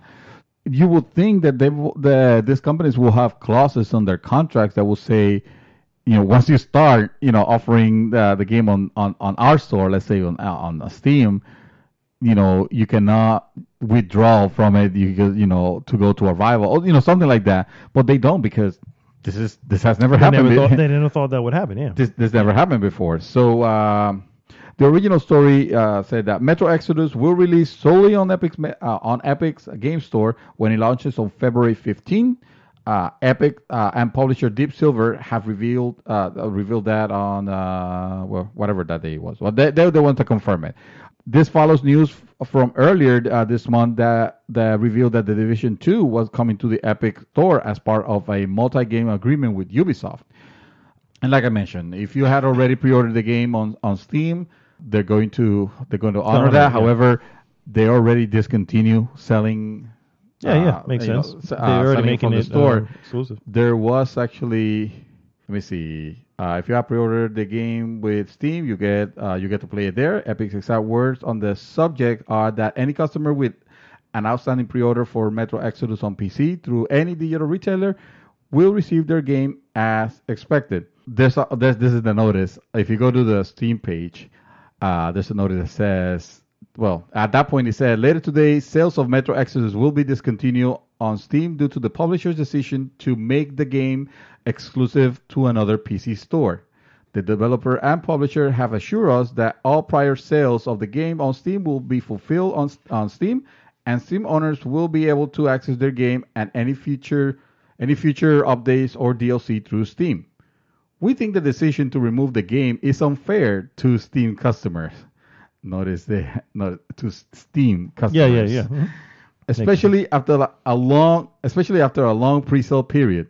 We apologize for the customers that were expecting this to be available for the sale through the February 15 release day, but we were only recently informed of the decision and given limited time to let everyone know. So right there is Steam, which also unprecedented. They normally don't respond to like stuff like that. Well, this is twice now, or more than twice. Well, 3 no, times now? Yes, it's happened a few times now. No, the arrangement, because the Division 2 was not coming to, or my understanding was that it was never coming to Steam. It was on the Uplay store. It was exclusive on the Uplay store. Yeah. Okay. So this is the first never coming to Steam. Yeah, no. There's games that don't come like to.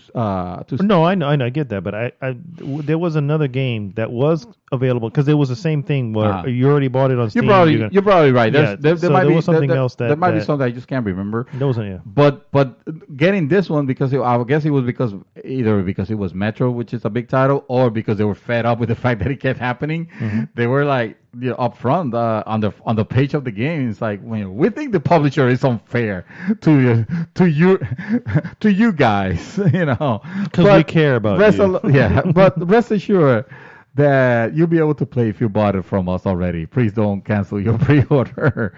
I don't think anybody would either. Well, no, no. Why would they? I mean, the people that want it on Steam, they really want it on Steam. Yeah. I'm not. I understand the frustration of living with multiple launchers on your computer. I get that. At first, I was very against anything that would try to be to go against what Steam was. The premier game launcher and like you heard PC game, you immediately thought of Steam where you get your games. Because nobody buys physical discs anymore on PC. To hear this. At first, you would have thought that I would be, be like, another game store. Of course, now I have to deal with Uplay, with Origin, with freaking Bethesda who has its own launcher also. If I want to play Fallout 76, which is never. Yeah. Dodged a bullet there, my friend. and now, but I want to play the next Wolfenstein and. Nope. And Doom, Doom. No, I'm not. No, I'm not doing. No, Doom. I need to play Doom. I hear you. I'm sticking to my guns, man. All right, good. You're a revolutionary. I commend you. So the reason I'm not upset about this is because we already passed that stage there are already too many freaking launchers where it doesn't matter. I mean, freaking CD Projekt Red have a launcher to actually have the one of the finest launchers when you think about it, because they sell they have got good old games, DRM games, yeah, DRM free games. Yeah. So to see this, I was like, whatever, man. It seems like lately Steam needs to be a little bit humbled down, because of the extreme price that they charge the developers. Mm-hmm. And I'm saying and publishers, and I'm saying it as since when have you defended publishers? It's not about defending publishers, it's about defending us as consumers, because you can bet that if games cost, if the publishers and developers are making less money, they're gonna try to get us to pay more through microtransaction BS and pay to win mechanics and all that. So yeah, I'm not really that bothered. I have the Steam. I have Steam, obviously, and I have Epic Mega whatever is Megastore. Is that what it's called? I just know it's the Epic launcher. Now here's one thing. Here's one last thing I want to bring up, which is kind of amazing now that I think about it. Obviously, Steam is everywhere. PC gamers, for the most part, they have Steam installed. However, there is also a lot, a new generation of gamers, that are coming into the fray. They have never installed Steam on their PCs because the only reason that they have a PC now is to play Fortnite. Mm-hmm. And when they have Fortnite, they have to get to the Epic Store. That blows my mind because suddenly with the how potentially famous, not potentially, how famous and crazy, the Fortnite, the Fortnite force is. Mm-hmm. There is a lot of players that have never had to install, Steam, that their launcher of choice will very likely be the one where they play their Fortnite, and suddenly Steam has their first real adversary. Their possible real adversary. Yeah, definitely possible. Yeah, it's still really early for them to. Oh yeah, no doubt. But it's definitely good. I feel like this is happening on a fast pace where Steam needs to change. Steam needs to say, okay, let's change the revenue thing, because otherwise developers are just gonna jump ship to, and publishers are just gonna jump ship to the other store, because all they care is about making money. I get major that. games. Yeah, I get that. I just don't. I don't know if they have to. I'm sure they have it in the works. I'm not sure if they're. I don't know if it's all hands on deck already. You know what I'm saying? Because it's still very early. Right. The two major titles, which is the Division 2 and Metro Exodus. So they have moved over. However, the sales have already still happened for Steam. So those still count towards their sales. Yeah, but they don't get any new ones though. No, I get that, but I'm saying the pre-orders, which generally people tend to pre-order a lot really early on. A lot of that's already happened on Steam. So they're still getting something on that. And then secondly, the games aren't even out yet. You know what I mean? So there's going to be data they need to collect in order to see, all right, how much is this hurting us right now? And then at that point, they can make a decision to maybe adjust or anything like that. But right now, I think we may not see an adjustment from them in a little bit. They will have to be a little hard-headed not to. Because no, I mean, but they can still afford to be hard-headed. Is what I'm trying to say. Yeah, exactly. Yeah, that's something else. Like Sony in the console market, they can afford to be hard-headed until something forces their hand to change. Ashen was the other game that you were probably thinking about that was on Steam, and then there was gonna be released on Steam, and they were like, oh no, it's an exclusive to. True, but if it already pre-ordered on Steam, you already had it. I'm not sure if that's the case with Ashen. Okay. I know definitely. I'm pretty sure it was the case with the Division. I'm pretty sure. I have a feeling. Take a look to see if you can find Division. If I can find the Division. I mean, you're not going to be able to find it now because it's been pulled. But no, I mean it wouldn't be pulled. The Division. Yeah, I don't think it's going to be. Well, obviously you can't get it now because it's exclusive to. Yeah, Division. The first one was the only one that was available. I don't think. So if the first one's available, why wouldn't the second one be? Hey, for the same reason. I mean, I know it's exclusive now to. No. But for the same reason that the EA pulled, you can find Mass Effect 2 on Steam, but you never were able to get 3. Okay. Because by that time they already made it an Origin exclusive, and tons of EA games. And actually, I would say EA now exclusively. Yeah, but I think EA is a little. I mean, again, every company is a little different. So I think EA can say, nope, it's at Origin. You want it, you got to get it at Origin. Yeah, Activision's doing the same thing. There's no Call of Duties on Steam. Now you have to get it from their store. Battle.net. Of course, they all these publishers want to. You see what I mean?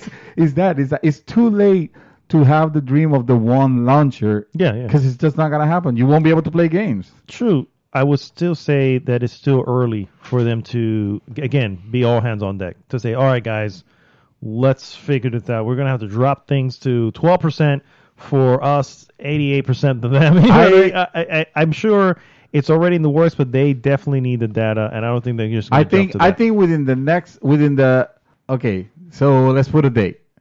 Before July of this year, I think they would have already announced a new model. Yeah. Okay. I think that for July of this year. I would say it's after July.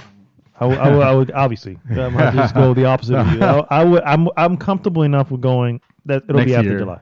No, after July. This year. I only need to be after July. Okay, that's fine. If it happens later this year, but still this year, I still think it's okay. They had to move. They definitely had to move. I think we need a full holiday season, a winter sale to happen. Maybe a summer sale. So let's say next year So, then. yeah. By next year. All right. Why are we betting? No, we're not betting. We're not betting. We'll figure that out. We're done with that one. Yeah. You know how that usually goes. I know. Usually turns. I'm actually really good. Like, I'm good at doing this. The moment I put like some sort of wager on it, I'm destined to lose. That's now. what you missed. Yeah. Oh man. My next piece, guys, there was an unfortunate passing this week.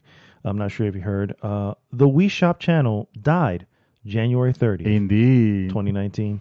It died as it lived, full of joy, beloved games, and iconic music. That music, yeah. Yes. Born December 10th, 19. You hear me? Born December 10th, 2006. The Wii Shop Channel came from humble beginnings. The storefront arrived shortly after its namesake console, the Wii, which was born in November. From the start, the Wii Shop Channel felt different from its competitors, the PlayStation Store and Xbox Live, with the same light, kid-friendly design aesthetics that permeated throughout the Wii's interface. It didn't highlight retail Wii games to buy digitally, instead encouraged buyers to spend their Wii points on other novelties. What the Wii Shop Channel did offer, however, we loved. Its offerings included other Wii applications, streaming services, and original downloadable games. The applications were distinctly Nintendo, bring Wii users together in non-competitive ways, and the exclusive games were part of the WiiWare brand, ranging from Pokemon to Final Fantasy spin-offs to titles both lighthearted and more in-depth.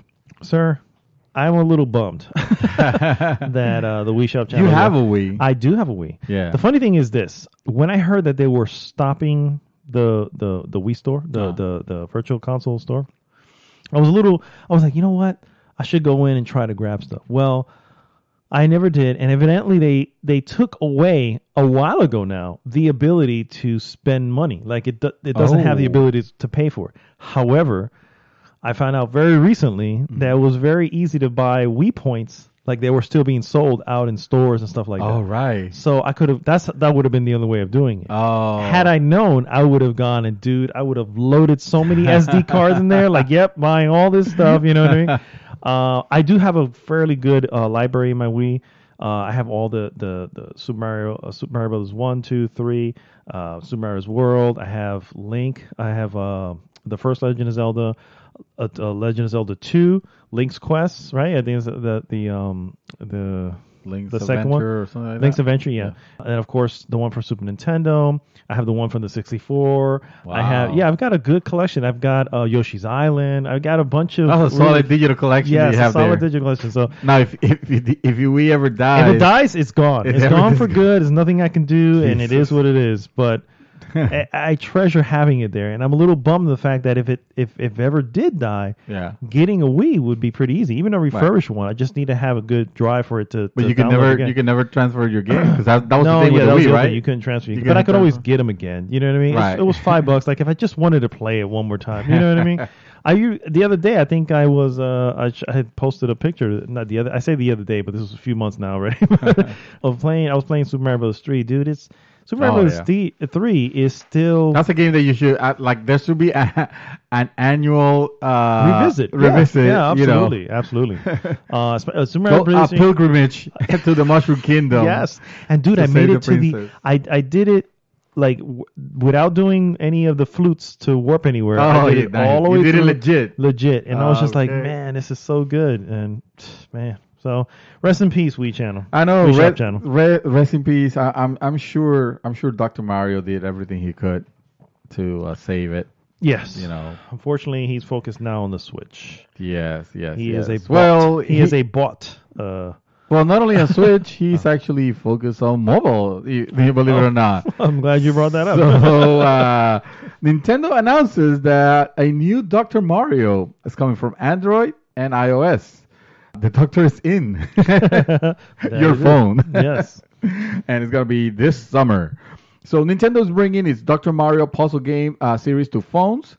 Dr. Mario, by the way, this is, let me see, I got this from Polygon. Dr. Mario is scheduled for release during, quote, early summer on Android and iOS devices, Nintendo announced this past Thursday. Dr. Mario will be free to download with optional in-app purchases. I kind of want my wife to try this game because Dr. Mario? Yeah, she's a fan of Tetris. Okay. Not exactly the same, but I get what you're saying. No, exactly. It's not exactly, but it's a puzzle game, and it's also like lighthearted. And lining, light this. In this case, you're lining pills. What is it? Match 3? Is it? It's not like match 3. It's a match 3 on top of. You have to put it on top of the germ. Of the germ, exactly. To kill the germ. Exactly. Yeah. I think she'll enjoy this. So it's coming to mobile. Yeah. Nintendo says Dr. Mario will be released worldwide in approximately 60 countries.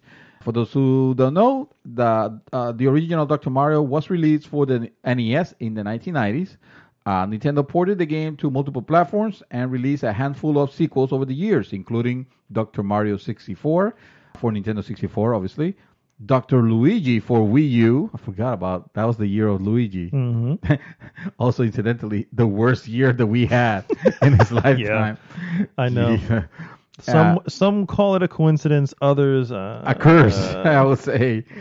And Dr. Mario's Miracle Cure for Nintendo 3DS. So yeah, I actually want to try this. Yeah, I like Dr. Mario. It was a fun Dr. little. Mario's great. Yeah. I still haven't bought Tetris for PS4. Oh. I can't help my impulse was that my wife was it's a big Tetris fan, but she saw that game and she was like, "Nah, this is not for me," because it looked too flashy. It was way too flashy. It was a lot going on. Dude, game of the year, the game of the year of Giant Bombs. Giant Bombs. You know how they do a very very long. When preparing their game of the year, they actually put it on podcast. It's very interesting. It just lasts for hours, but it's still interesting to know how they do it. It's like 25-hour total. Dude, like yes, yeah. Well, for the game of the year, it's like the last portion, so it's like I would say probably like 2-3 hours of just the top 10. Just trying to and Tetris. Sir, the new Tetris got. I'm going to be honest with you. It is not game of the year. It is a very good game. It is a very, very good game. It's not game of the year.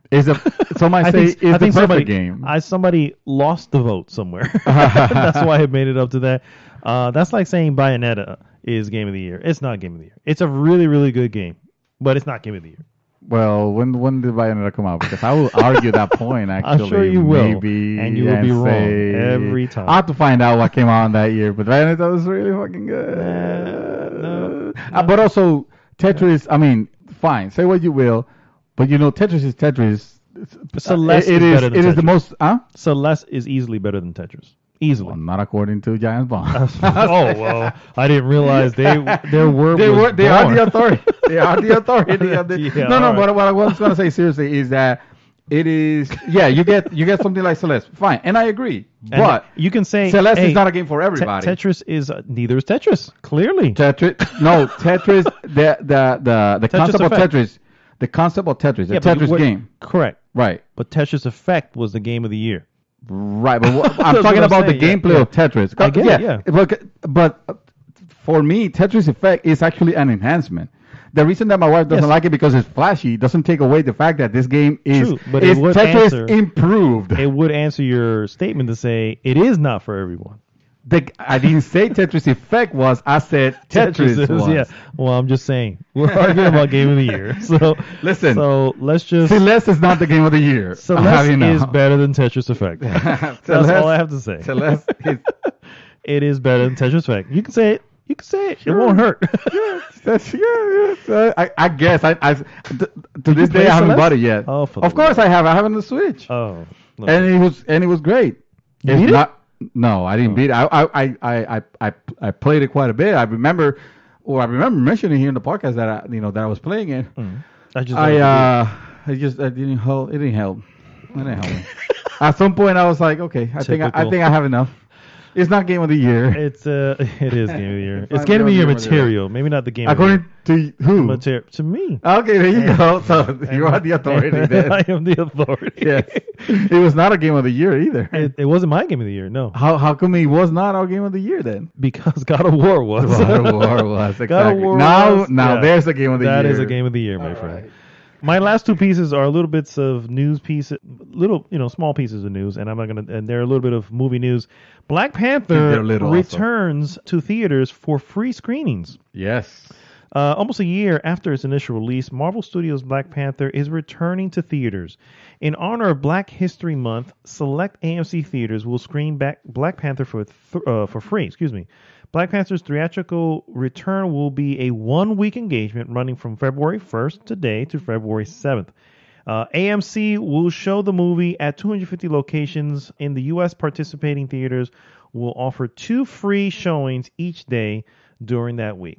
And of course, Disney is also doing its part by giving $1.5 million grant to support the United Negro College Fund, an organization dedicated to helping minority students gain access to college education and fund their higher education.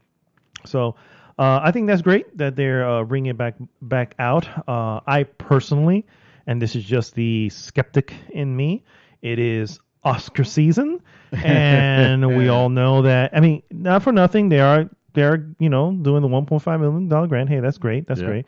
Of course, Black Panther was nominated for I think 7 Oscars, and of course at this point they're like, that is a movie company's attempt to, hey, let's get this movie back in the minds of people. All right.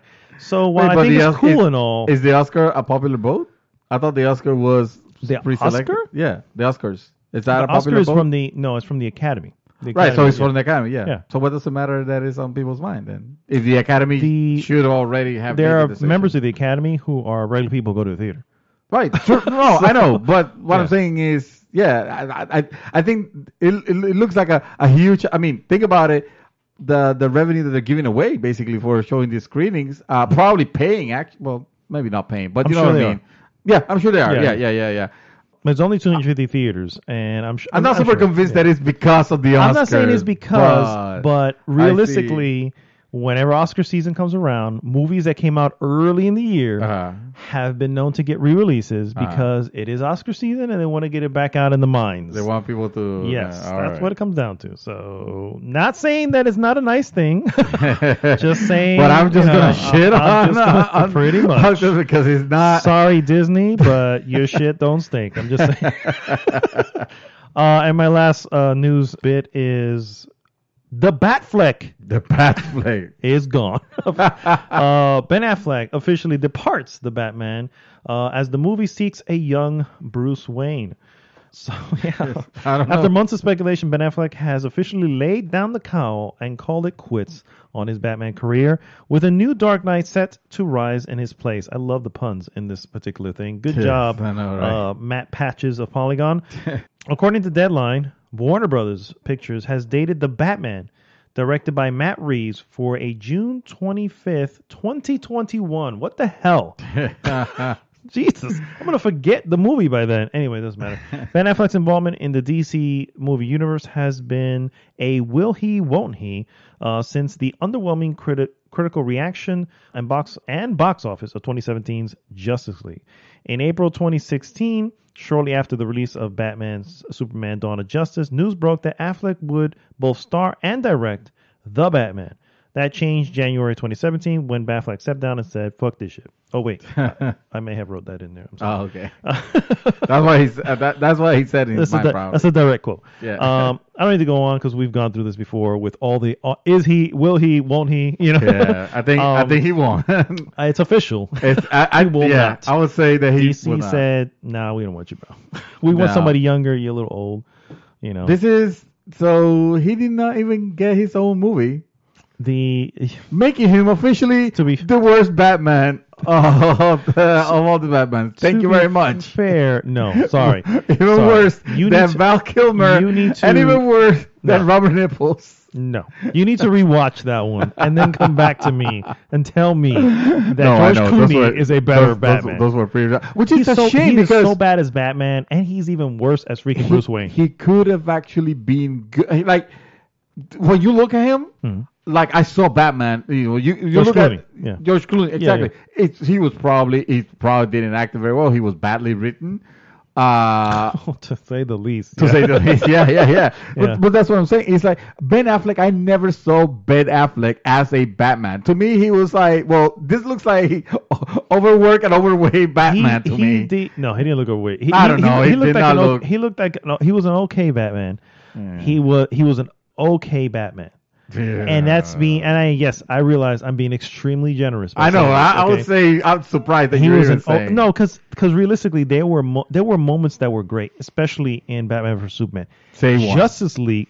Oh, dude. Martha. No.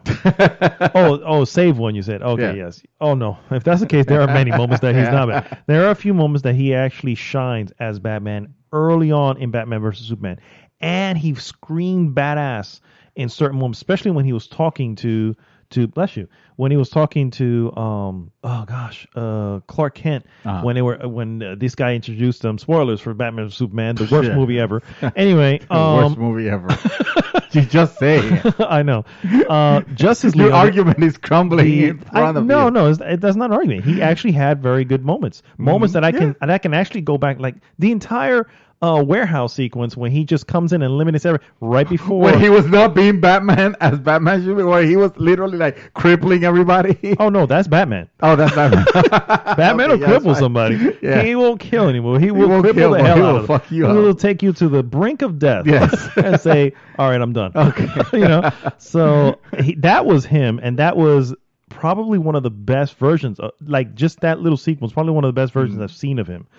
That said, they did a complete 180 in Justice League, and holy hell, he became the worst. Yeah, he was a joke. I think that's the Batman that resonated more with me. Still when you put him on, you have to put both together. I know, because that is his Batman. When I put it on the back along with the other superheroes, like he was literally the joke of them all. Let's go to George Clooney's Batman.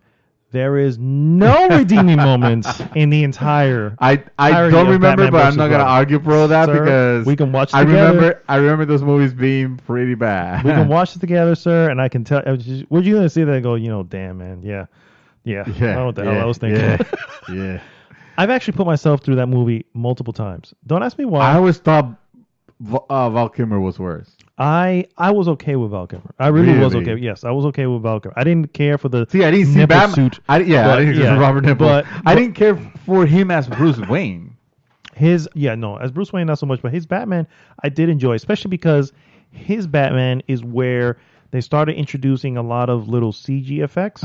So when he took a dive, he was one of the first ones to take a dive off a building, and we followed him on the way down as he falling, and he stops. He put his cape out, so it kind of stopped his fall. And it was, those moments again. That's what we're coming to see. This is who I'm coming to see. And he has several moments that are like that. Yeah. Again, there was no redeeming quality from George Clooney. Not a one. And to think that they were kind of meaning to be on the same universe as the Michael Keaton, Jack Nicholson, Yes. Batman. It was meant to be the same Yeah, it's the Gotham. same, yeah. It was The meant same to be commissioner, yeah. the same commissioner and stuff like that. Yeah, and they changed it so drastically, and it was terrible. Like I'm not gonna apologize for liking a lot Michael Keaton as Batman. I thought that he was. I honestly I thought it was fantastic. I thought that Gotham City was the proper way to demonstrate that really gothic look of that, that dark Tim Burton. That Tim Burton Tim look. Burton, Yes, yes. that black, when the uses of the black and the purples Yes. were amazing. And of course I don't have to talk about Jack Nicholson, that he was a great Joker, and yes, I get it. We got a really freaking good Joker I think they're both great in their own way. on the Dark Knight. Yeah. I get that. Yeah, that Joker was fantastic. But yeah, Jack Nicholson, freaking Jack Nicholson, bro. Yeah, that movie. Yeah. That So movie. anyway, Ben Affleck is out. Yeah, needless to say, He's Ben out, Affleck is man. out. Yeah. And I'm glad because I was not like I was. It when can people, only have gotten worse. let at me this put point. it this Yeah. way: I was the one of the few, if maybe the one, that when I heard about Ben Affleck, getting picked for the role, I was like, okay, I think I'm down. I think he pulled it off. Everybody else was very skeptic. Was very skeptic. Well, With reason. yeah. Because I mean, They kept bringing up Daredevil. Daredevil. Yeah. And Daredevil was like 15 years or something like before Yeah. that, and that was just poor writing, poor many things. Yeah. Unfortunately, these movies also suffer from that. So you could have a really But, good yeah. actor. You could have a really good actor, or an actor you would think it would have played a proper great role for the character, and still write him like crap. Yeah. So that I feel like that's what happened to George Clooney. He had the look of the Batman, the proper look of What the happened Batman. to George Clooney's But- Batman was Joel Schumacher, Yes, exactly. writer and director of The Number 23. Just saying. Yes. I get that. Just throwing that out there. Yeah. And yeah, and I like the go. I never said that he was an I Oscar know. or something like that. I just said that I liked it. I'm just fucking with you. You even said, yeah, he had his moment, Yeah, it did. but Yeah. anyway, talking about moment. This is a great moment for me to celebrate the fact that EA had to buckle in Belgium, and they stopped selling FIFA points following loot box gambling pressure. You remember when loot boxes were being and they Investigated? still are investigated Yeah. in some countries. Belgium was one of the first Yes, ones that one got of the first to it. ones step up. Yep. And those step exactly, and they pretty much put it to say, hey, you can't do that, here. And EA was like, well, whatever, we're EA, we're not gonna, we're not gonna follow this. This is. They had an outcry. They were saying like, write to your Congress. It was something like they were saying to the people and express your In Belgium? in Belgium, yeah, they were They have basically congressmen asking, out there? I don't know what it is, but write to your Yeah, queen, to your whoever. king, whatever. You understand what I'm trying to say? To your Write to government, to your Parliament or- government, yeah, to your government entity. Yeah. There you go. Are you happy? Yes. And and let them know that you want choice. You want choice to spend money on microtransactions. EA. Of course, EA, because EA is the worst. So EA has announced plans to stop selling FIFA points in Belgium following the government pressure over loot boxes. In FIFA Ultimate Team, you can spend real-world money on FIFA points, which can then be used to buy card packs. In September 2018, the Belgian government, which had declared loot boxes to be a form of gambling because players don't know exactly which item a box may contain when buying one, launched a criminal investigation into EA after the publisher refused to modify FIFA's randomized card pack loot boxes in order to comply with the country's gambling laws. So this was EA basically disrespecting a whole country, Pretty much. So Which really makes me go, because that's, and I hate to say this, I don't think EA is specifically American. I'm not entirely sure, but Yeah. that's definitely that American, like, you can't tell us what to do. yeah, You know what I mean? yes, I'm like, yes. That hubris of you yes. can't tell us what to You do. can't tell us what to do. We're EA. yeah, we're America. Yeah, America. America. Exactly. Yeah.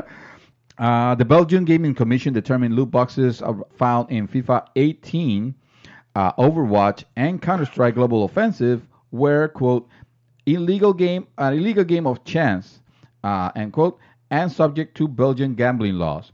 Following the ruling, Blizzard, Valve, and 2K Games have elected to disable loot boxes in their games in Belgium. EA, however, had done nothing until now. There's a quote from EA that say, after further discussions with the Belgian authorities, I feel like I should be doing this on a jaded voice. After further discussions with the Belgian authorities, we have decided to stop offering FIFA points for sale in Belgium, whatever that country is. Who the hell shops there anyway? I don't even know who lives there. They just make beer and great waffles. Oh, I forgot about the waffles. Jeez, yeah. So this change will come into effect by January 31st. So it happened already, which means that from there on, players in Belgium will not be able to buy points to buy FUT. Is that what they call FIFA Ultimate Team Packs? Oh, there you go. Yeah. That's what it means. Awesome. Yeah. They'll still be able to play Ultimate Team and use their existing players, and they'll still be able to obtain FUT packs with FUT coins. FUT. The virtual currency you earn through playing the game, but they will no longer be able to pay to get ahead. This is fantastic. This is great. It sends a message. It sends a strong precedent. Right now, congratulations to the entire country of Belgium. Yes. Because they finally have the ultimate version of that game. Yes. Exactly. The fixed version of FIFA. Congratulations, you guys. And screw you, EA. You horrible company. I also want to bring this up because after Nintendo might be doing a new Switch. Oh, Nintendo's not going to be doing a new Switch. Oh, it turns out Nintendo might actually be doing a new Switch after all. It's just probably going to be smaller, and they'll probably call it the Nintendo 4DS or something like that. No, I made that up. To give... Well, go ahead. I'll let you finish the story before. So there's some courtesy of Engadget. As say, Nintendo reportedly plans a smaller and cheaper Switch for this year. They say the company is reportedly working on a way to make its Superstar system more portable. It is no surprise that the Switch has been a huge success for Nintendo. In its earnings report, the company revealed that it has sold over 32 million Switch units, which means it's getting close to dethroning the beloved Nintendo 64. It also sounds like Nintendo is also planning to change things up a bit. According to a Nikkei report, the company is developing a smaller and cheaper version of the Switch focused on portability and without some of the features of the original console.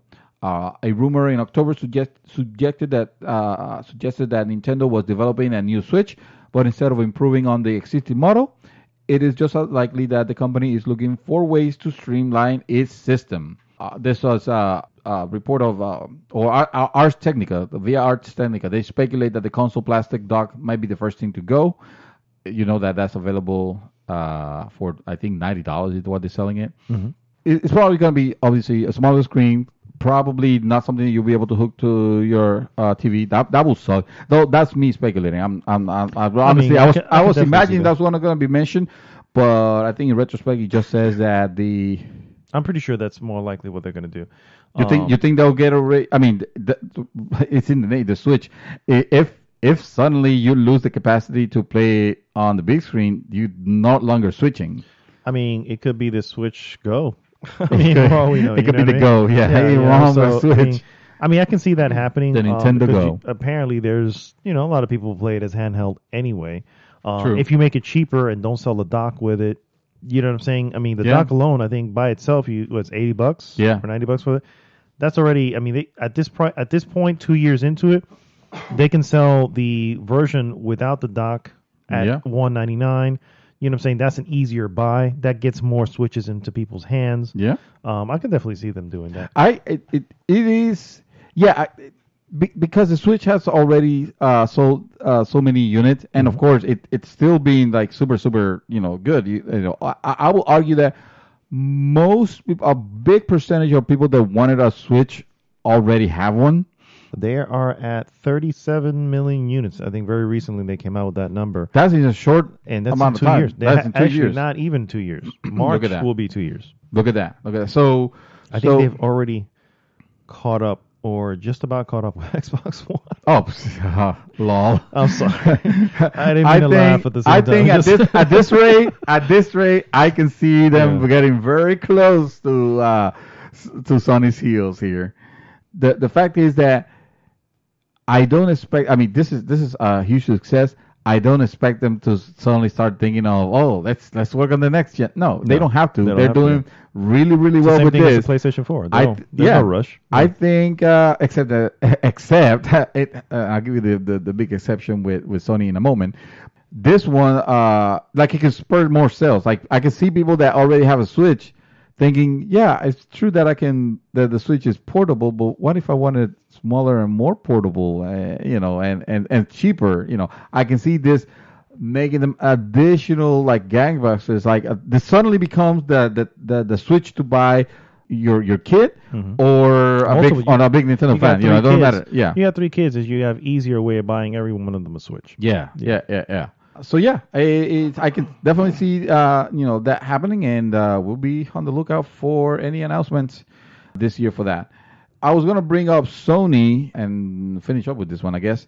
Sony's patent has fans hoping for PS5 backwards compatibility.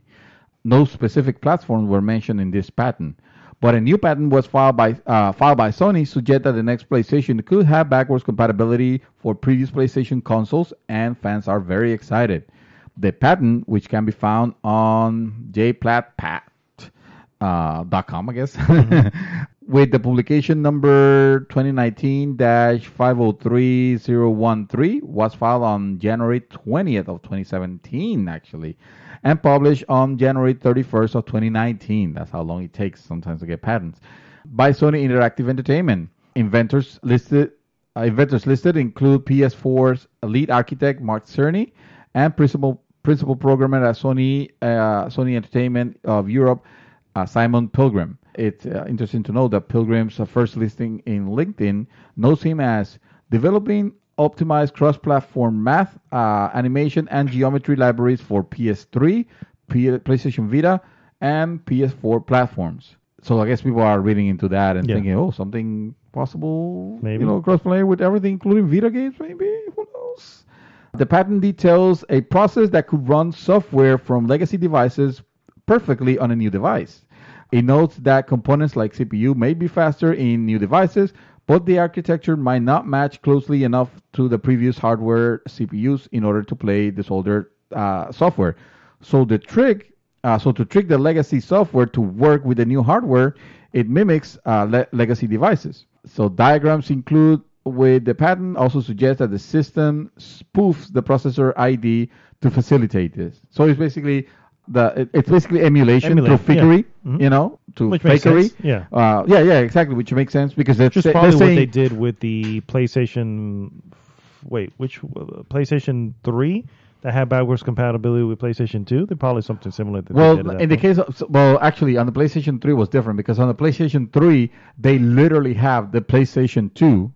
The emotion chip, in there. It had it in there. So as soon as they removed that chip because they're trying to cut costs because they were tired of selling that for $599, the moment that went, backwards compatibility went with it. That's why that Sony platforms for the most part don't have that in hardware compatibility. What they have is streaming. Right now. I think it's safe to say that if they do not include backwards compatibility on a PlayStation 5, that there will be riots. Not the riots, because honestly and truly, I'm pretty sure. So here I have two minds of this. One, if they don't include it, they have already started off on a poor foot.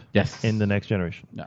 That said, I still think they will include it, and when they do, I don't think it's going to be that big a deal. Honestly, the way that I think it'll be a bigger deal for PlayStation 4. I'm thinking, you know what I'm saying, in the sense that PlayStation 4, you can easily transition over so you can start playing PlayStation 5 games, but still catch up with PlayStation 4. I don't think it's going to be I don't think it's going to be that big. You know what I'm saying? It's good to have backwards compatibility, but it will only be great in the early ons of the console life cycle. Of the console, yeah. So I don't think it's going to be that big of a thing. I still don't think it's a back. I mean, it's good again that Xbox has it. I just don't think it's that big of a deal. No, it's not the thing that sells you. Exactly. But you have to have it. Especially if your competitor has it, correct, and has it with enhancements, correct. So and they're definitely going to bring that into the next the next Xbox. So exactly. You got to have it. You got to have it. And I will argue that this probably is referring to emulating PS3 at this time, because PlayStation 4 could possibly. I mean, if they keep in the same PC-like architecture. Which, I mean, I have no reason to think. Sense. Yeah, I have no reason to think they wouldn't do. The Cell 2 and all this, you know. Goodness. No, no, they don't bring the Cell ever. They're still paying for that. They're still paying for that right now. Oh, yeah. Yeah, if you really think about it, they cannot do... That's where PlayStation Now came in. They said we're going to have to just stream it because we have no other way of doing it, because it is damn near impossible to replicate onto the PlayStation 4. They are still paying for that hubris. Yeah. To this point. Yeah. Remember, that was supposed to be the chip that was going to be on every appliance in the house. No, talking to each other. Yeah, exactly. My PlayStation, hey, I need a sandwich. It's going to tell the fridge. PlayStation, go make me a sandwich. Go give me a beer. Go give me a beer. Sir, the rest of the stuff I have is kind of minor. Like, Apple might be working on a game subscription service. Who cares? Apple doesn't do games, so Assassin's Creed may be headed to Nintendo Switch, because let them have cake. At least that's the way Ubisoft. If they give them Rogue, I think they'll. Actually, I shouldn't be saying that, because Ubisoft is a huge partner of Nintendo. Yes. Yeah, that shit's still weird. Why Assassin's Creed 3? Come on, guys. Why not? I'm sure you could do better than that. The Revolution was a big part of the American history. Oh, well, it's getting remade. Or remastered. Remastered. Who cares, actually, at this point? You know what? That's it for me. That's all for news. All right, guys. We'll be right back with our hot topic. During this, there was also a third game playing out called Kingdom Hearts 0.2 Birth by Sleep, a fragmentary passage for the PlayStation 4. You see, there are now 5 different versions of the main character Sora, the 4th being an imperfect replica of the 3rd version Roxas, and the 5th, Data Sora, who was created by Mickey Mouse in a phone game called Kingdom Hearts Coded. However, we find out during an introductory sequence in Kingdom Hearts 2 that Roxas was merely the video game persona of Sora, who was unwittingly trapped inside of a computer simulation. You wanna play rough? Okay. Say hello to my little friend! And we're back, guys. Sir. We are... Wait, we have a breaking news item? I'm afraid so. This is actually something that we come to find out recently, and of course I'm looking for it right now. You're definitely it's not a happy story. You're definitely no news anchor. Yeah, it's definitely... Yeah, I'm not. I can't... Right now, I can't even. It has come to our attention, depressing news as it is, that Netflix has decided to cancel Fuller House after 5 seasons. Rest in peace, Fuller House. Rest in peace. Nostalgia's a hell of a drug. It sure is. Because 5 seasons of Fuller House. Don't get me wrong. I've seen just season 1 of Fuller House, and while it was okay, I can't possibly understand how it made it to freaking 5 seasons, because it was not worth all that. No, I was like, there's just no way. So while I'm glad... Not enough decapitations, maybe. Yeah, well, I'm glad Steph and DJ and Kim had something to do for the last 5. It's good to know Uncle Jesse had, whatever life he had. Exactly. I'm glad that everybody's doing He's not fine. unemployed and still working with his band. However, yes, it's great to see the twins. The twins weren't even in it. And they weren't twins. Remember, it was just Michelle. Yeah, it was Michelle. So, but it wasn't it in the... Oh, wait, that's right. Yeah, it was just Michelle. It was just Michelle was played by twins. By twins, yes, exactly. Lol. No. But yeah, you rarely... I think again, season 1, so I can only speak of season... We saw the parents, Jesse and the father, in the first episode, and I think in the last episode. The rest of the time, it was just the kid, because they were grown up. That's true. So you're basically watching their version of Full House. You know what I mean? A Fuller House. It was okay. A Fuller House It's an empty house now. It is. Thank you, The Fullers. Netflix. Thank you, Netflix, for canceling that shit. Wow. Oh, man. All right, guys. Let's move into our hot topic. This week's hot topic: what games improved your education? That's a good topic. That is a good topic. By the way, it is brought to us by Mrs. Reaper, a.k.a. Stephanie. Thank you so much for suggesting. It's a very interesting one. I think a lot of people actually liked it, and it garnered a lot of interest. And we have actually a couple of comments that we will read a little bit later on for the hot topic. I thought I was going to go, it's brought to you by Gillette. The best a man can get. The best. Evidently is this. Yes, it sure is. It sure is. So the purpose of this, or at least the way I was interpreting it with Gilberto, Mr. Chaos Reaper, is so we've had a lot of games, right? And games that tend to delve into history, whether it takes liberties with it or not. It goes into it. You either know about it before you come in, or you don't. But if you don't know about it, sometimes it piques your interest. So I'll throw a perfect example out there, which I mentioned in the actual post. I knew nothing about Norse mythology coming into God of War, and wait, I thought you watched the Avengers. Didn't Thor taught you about Norse mythology? You should have got everything. Not about Norse mythology. Okay, let me tell you. After doing my little deep dive into Norse mythology, I realized, man, Thor just doesn't have it right, dude. Nope. Disney don't care. Marvel has nothing on the Marvel. Because yeah, this was pre-Disney. That's true. So, but no, that said, it really introduced me to that war, and I have them saved in my in the playlist on YouTube of just this awesome little background into all these characters that I'm like, I know I've heard, the frost giants. Those are actually real, well, not real, but you know what I mean, part of the lore of Norse mythology, and I was fascinated by it. And so the purpose of this topic is to say, what games have led you to go, man, I need to learn more about that. Or one has taught you just from playing it, or secondly, just made you go after you finish the game or stop playing for a little while. You go, you know what? I want to look a little more on this because it seems fascinating. And dude, Norse mythology is some craziness, bro. I thought Greek mythology was crazy, but Norse mythology. Norse mythology said, "Hold my beer." Yeah, exactly. I can see why they basically brought it over to that for the newest God of War. For God of War, yeah. I have a particular example that I always like to bring up that is practical because it's something that literally helped me in developing and getting even prepared when I moved here. You guys know, and obviously you can notice by my accent, I speak Spanish. Spanish is my primary language. Yep, you're speaking it right now. And I am speaking it right now.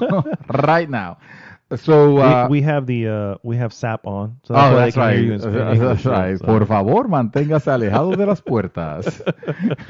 That's all I know. So when I was living in Puerto Rico, I've always liked games ever since my dad bought me an Atari 2600 and later on the Commodore 64. And I would play games, but I would get bored of the samey type of games. So I always like to try new experiences. And one of the new experiences that was out there, this was back when, Zelda on Nintendo came out, and Zelda was great and all that, but I didn't own a Nintendo. I own a Sega Master System. The closest thing that Sega had for an RPG, well, actually it was Corvelius, but that's something else. That's another game. But an RPG, a game that was completely different of the norm, was Phantasy Star, the original Phantasy Star on the Sega Master System. Yeah. Yes, yeah. So I started playing that game, and I remember being fascinated by its graphics, and by its music and all that. But I had a big problem because there was a lot of dialogue suddenly. I found myself with a lot of English being thrown at me, and I didn't know English. I didn't know the language at all. I obviously was not going to understand what options I was selecting, what the story was even about, let alone know a Phoenix Down or whatever it was called. It was not called a Phoenix Down. A rest. I know. So I was my choice could have been simpler. Could have been simple. It could have been like, well, let's just go back to playing Gorvilius, or any other, Zillion or any other game on the Sega Master System. But no, I really like what I saw. Mm-hmm. I wanted to actually continue playing this game, so I got myself a Spanish English dictionary, and I will play with the Spanish English dictionary next to me, and almost in some sentences it will be like word by word. I will have to write them down. Of course, when you're translating like that, they don't make sense, but I will. Like you can still read into it enough to where you see understood. what's happening, Mm-hmm. and you understand, and it starts making sense. Of course, there's gonna be some words that I wouldn't have not known that they were made up, like Laconian armor. Like, what the hell is Laconian? Like There's nothing in this nothing Spanish in it. thing here for so this. that's when that would clue me in. Oh, that's just a made up name Yeah. for whatever the item is. But little by little, I found that the more I used it, the less I was relying on the dictionary. Before I knew it, I was actually reading in English and understanding what was happening in the plot, to the point where I beat that game, and that was the door towards multiple other types of games of that nature, of hardcore RPG games of that nature.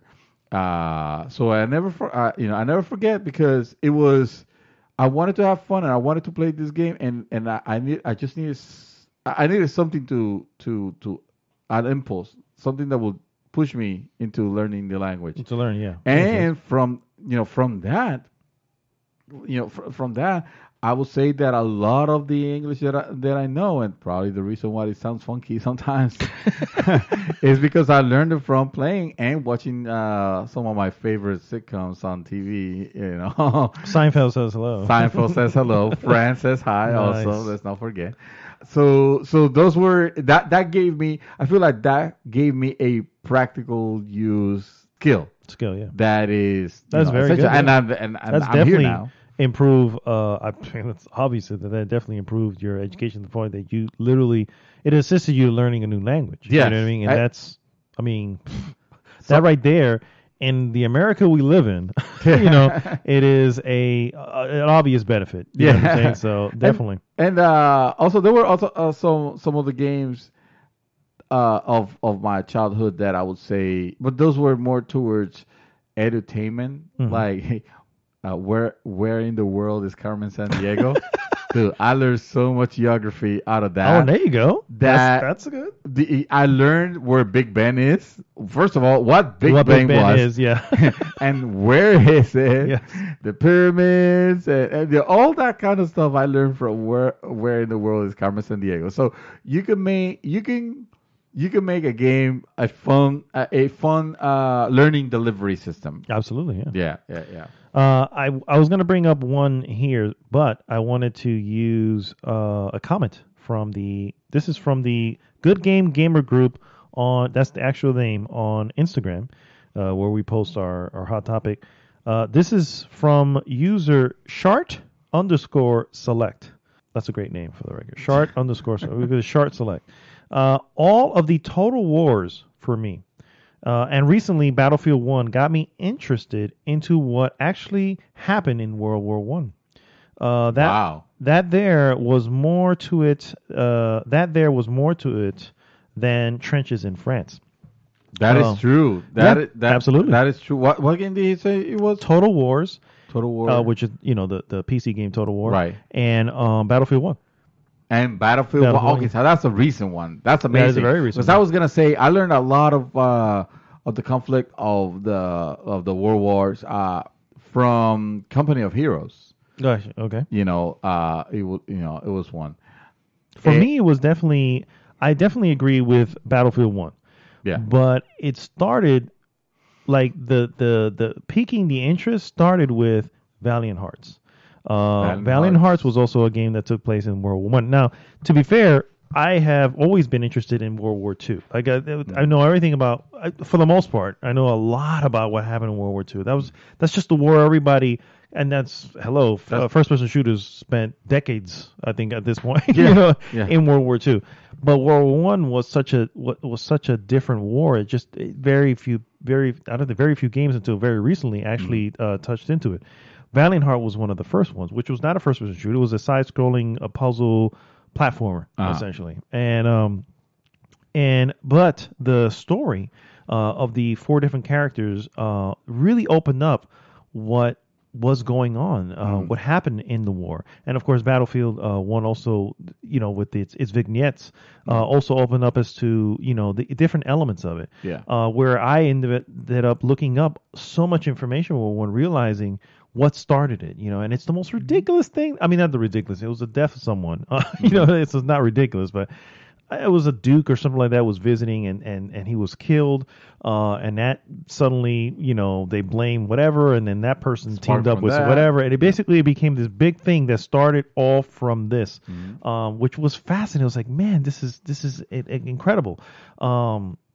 And then in Valiant Hearts, where the Turks suddenly came involved, and then where Canadians came involved, and in Valiant Heart actually had. Do you play it at Valiant Hearts, right? No, I've seen it. Okay, so Valiant Hearts has moments where you pick up something, and it would be like an actual photo or an actual item of that time, and like a real photo, like a real photo, yeah. Oh. So it would just, and it'll kind of give you like this little, and yes, it could be distracting, but for me, it wasn't, man. I was all into it. I was like, man, I need to.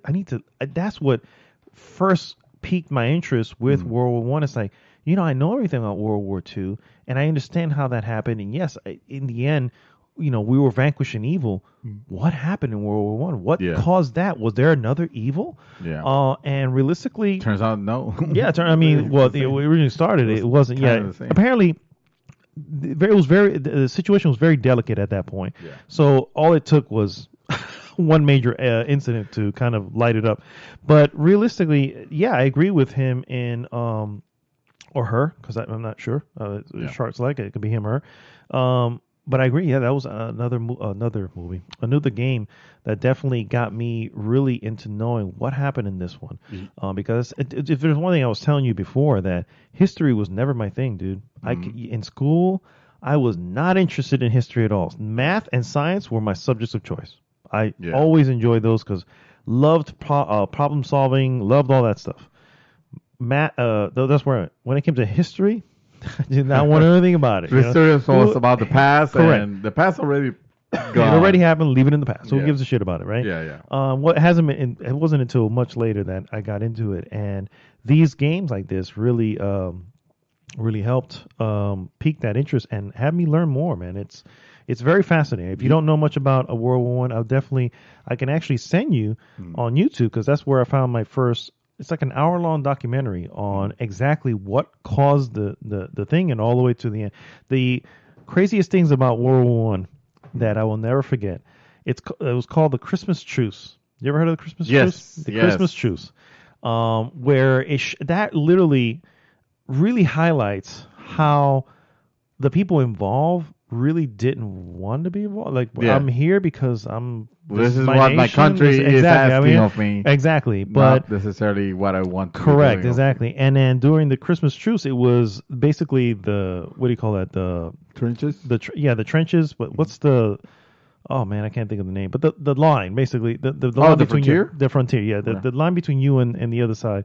No one ever crossed that line, whatever, and it was called Dead Man's...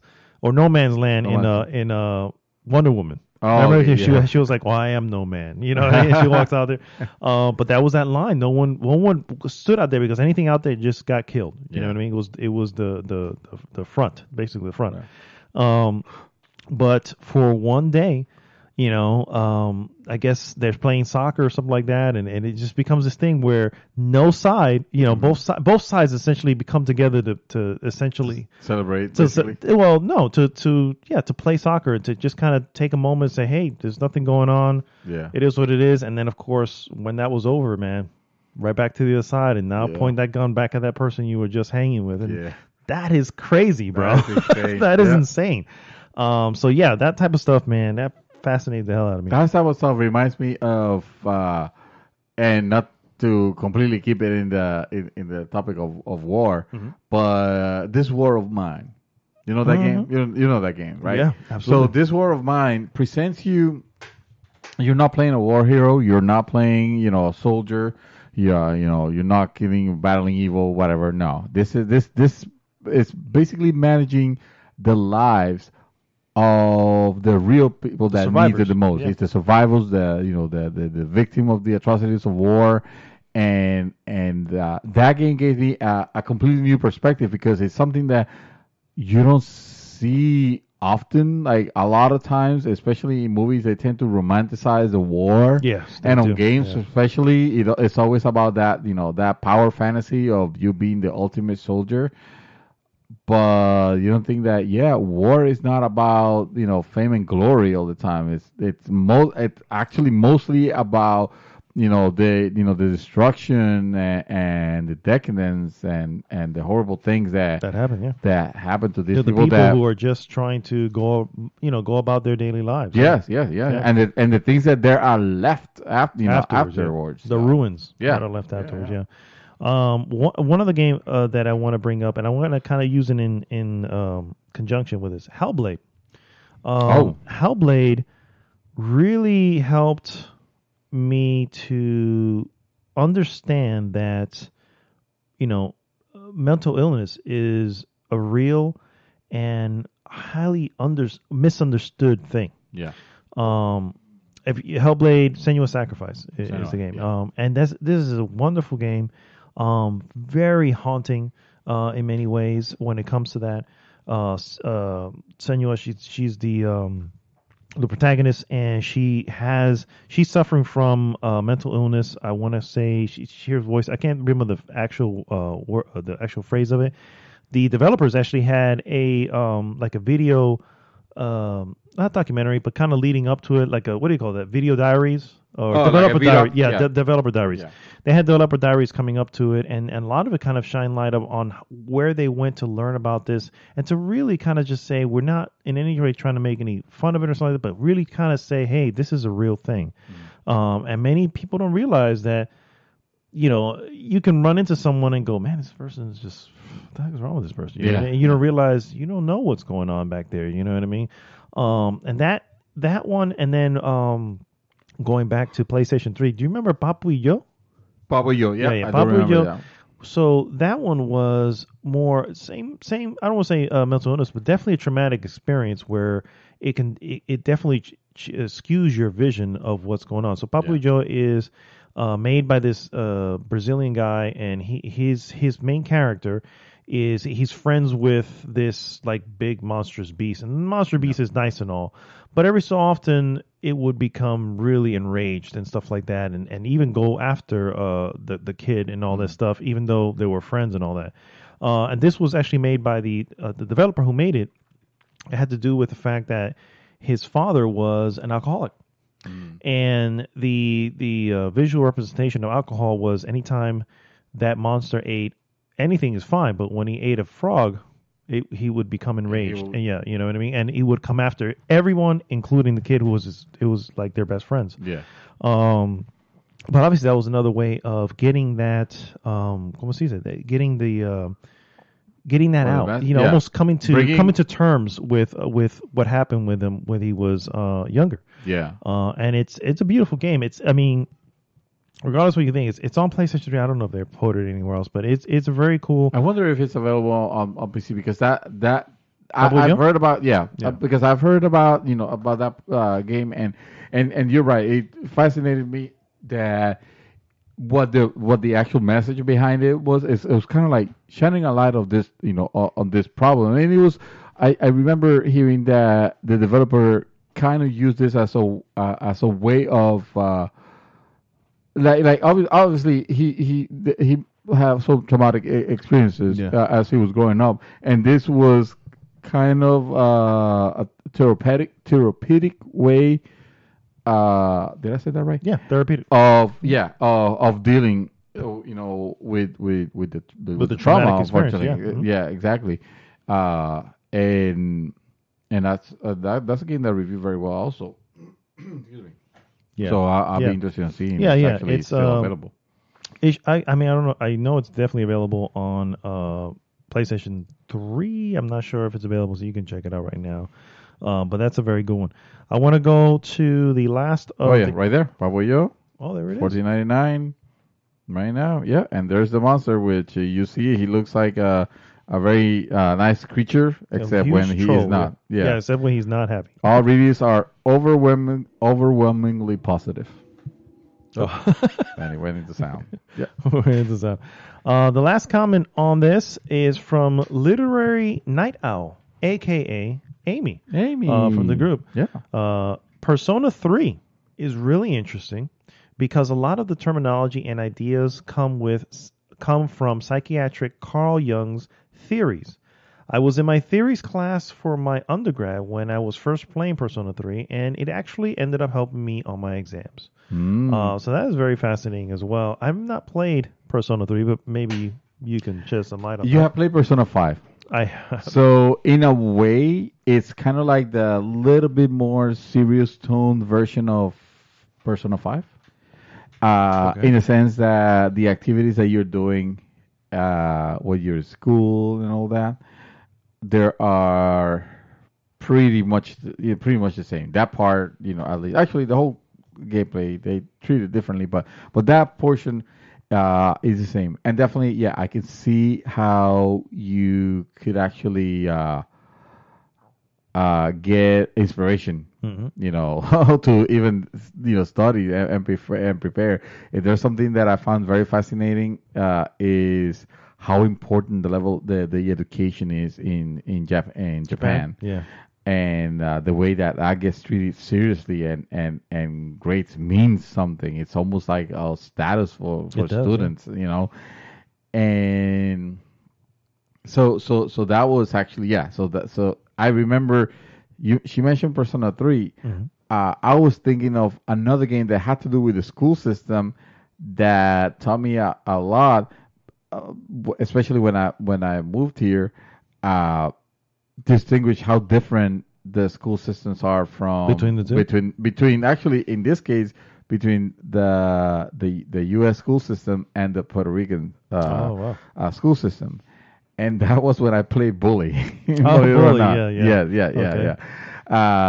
Not in any way being a critic of any of the school system. It was just very drastic difference from how things, how I went to school versus how schools operate for the most part, over here. Yeah. And say what you will, but that was actually a pretty good game, and a game that Eye-opening? actually, I'm not sure if it taught me anything practical, but it almost felt like I learned a lot of the understanding. How, say, for example, once I become a parent, God willing, if I will have a little bit more understanding of what my kid will be going through, definitely. stuff like that. Yeah. So That makes perfect sense. yeah. And it was funny because it was with Bully, and she mentioned Persona 3. Yeah.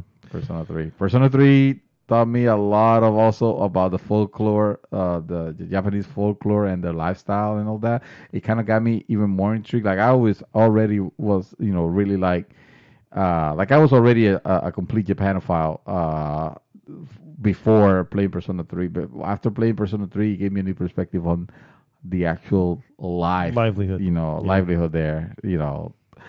I could definitely say that about Persona 5. Although I've probably had that already with the first Shenmue. Yeah, you get it a lot. Yeah, Oh yeah, yeah. you First Shenmue has definitely that. get it a lot with a game like Shenmue. A game that will teach you the values of work. Of working, yes. You have to go to work. You got to make money. You got to do all this stuff. And meeting sailors also, and playing To each their own, sir. lucky was it Lucky Hit?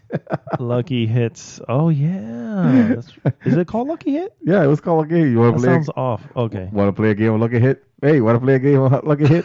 Hey, you want to play a game of Lucky Leg? Oh, Lucky Leg. I can't even say it. Nice. Lucky Hit. All right, guys. Well, that there brings us to the end of an awesome reel episode 145. If you have any examples of how games have improved your education, please feel free to share on the post on the once you see it on the group.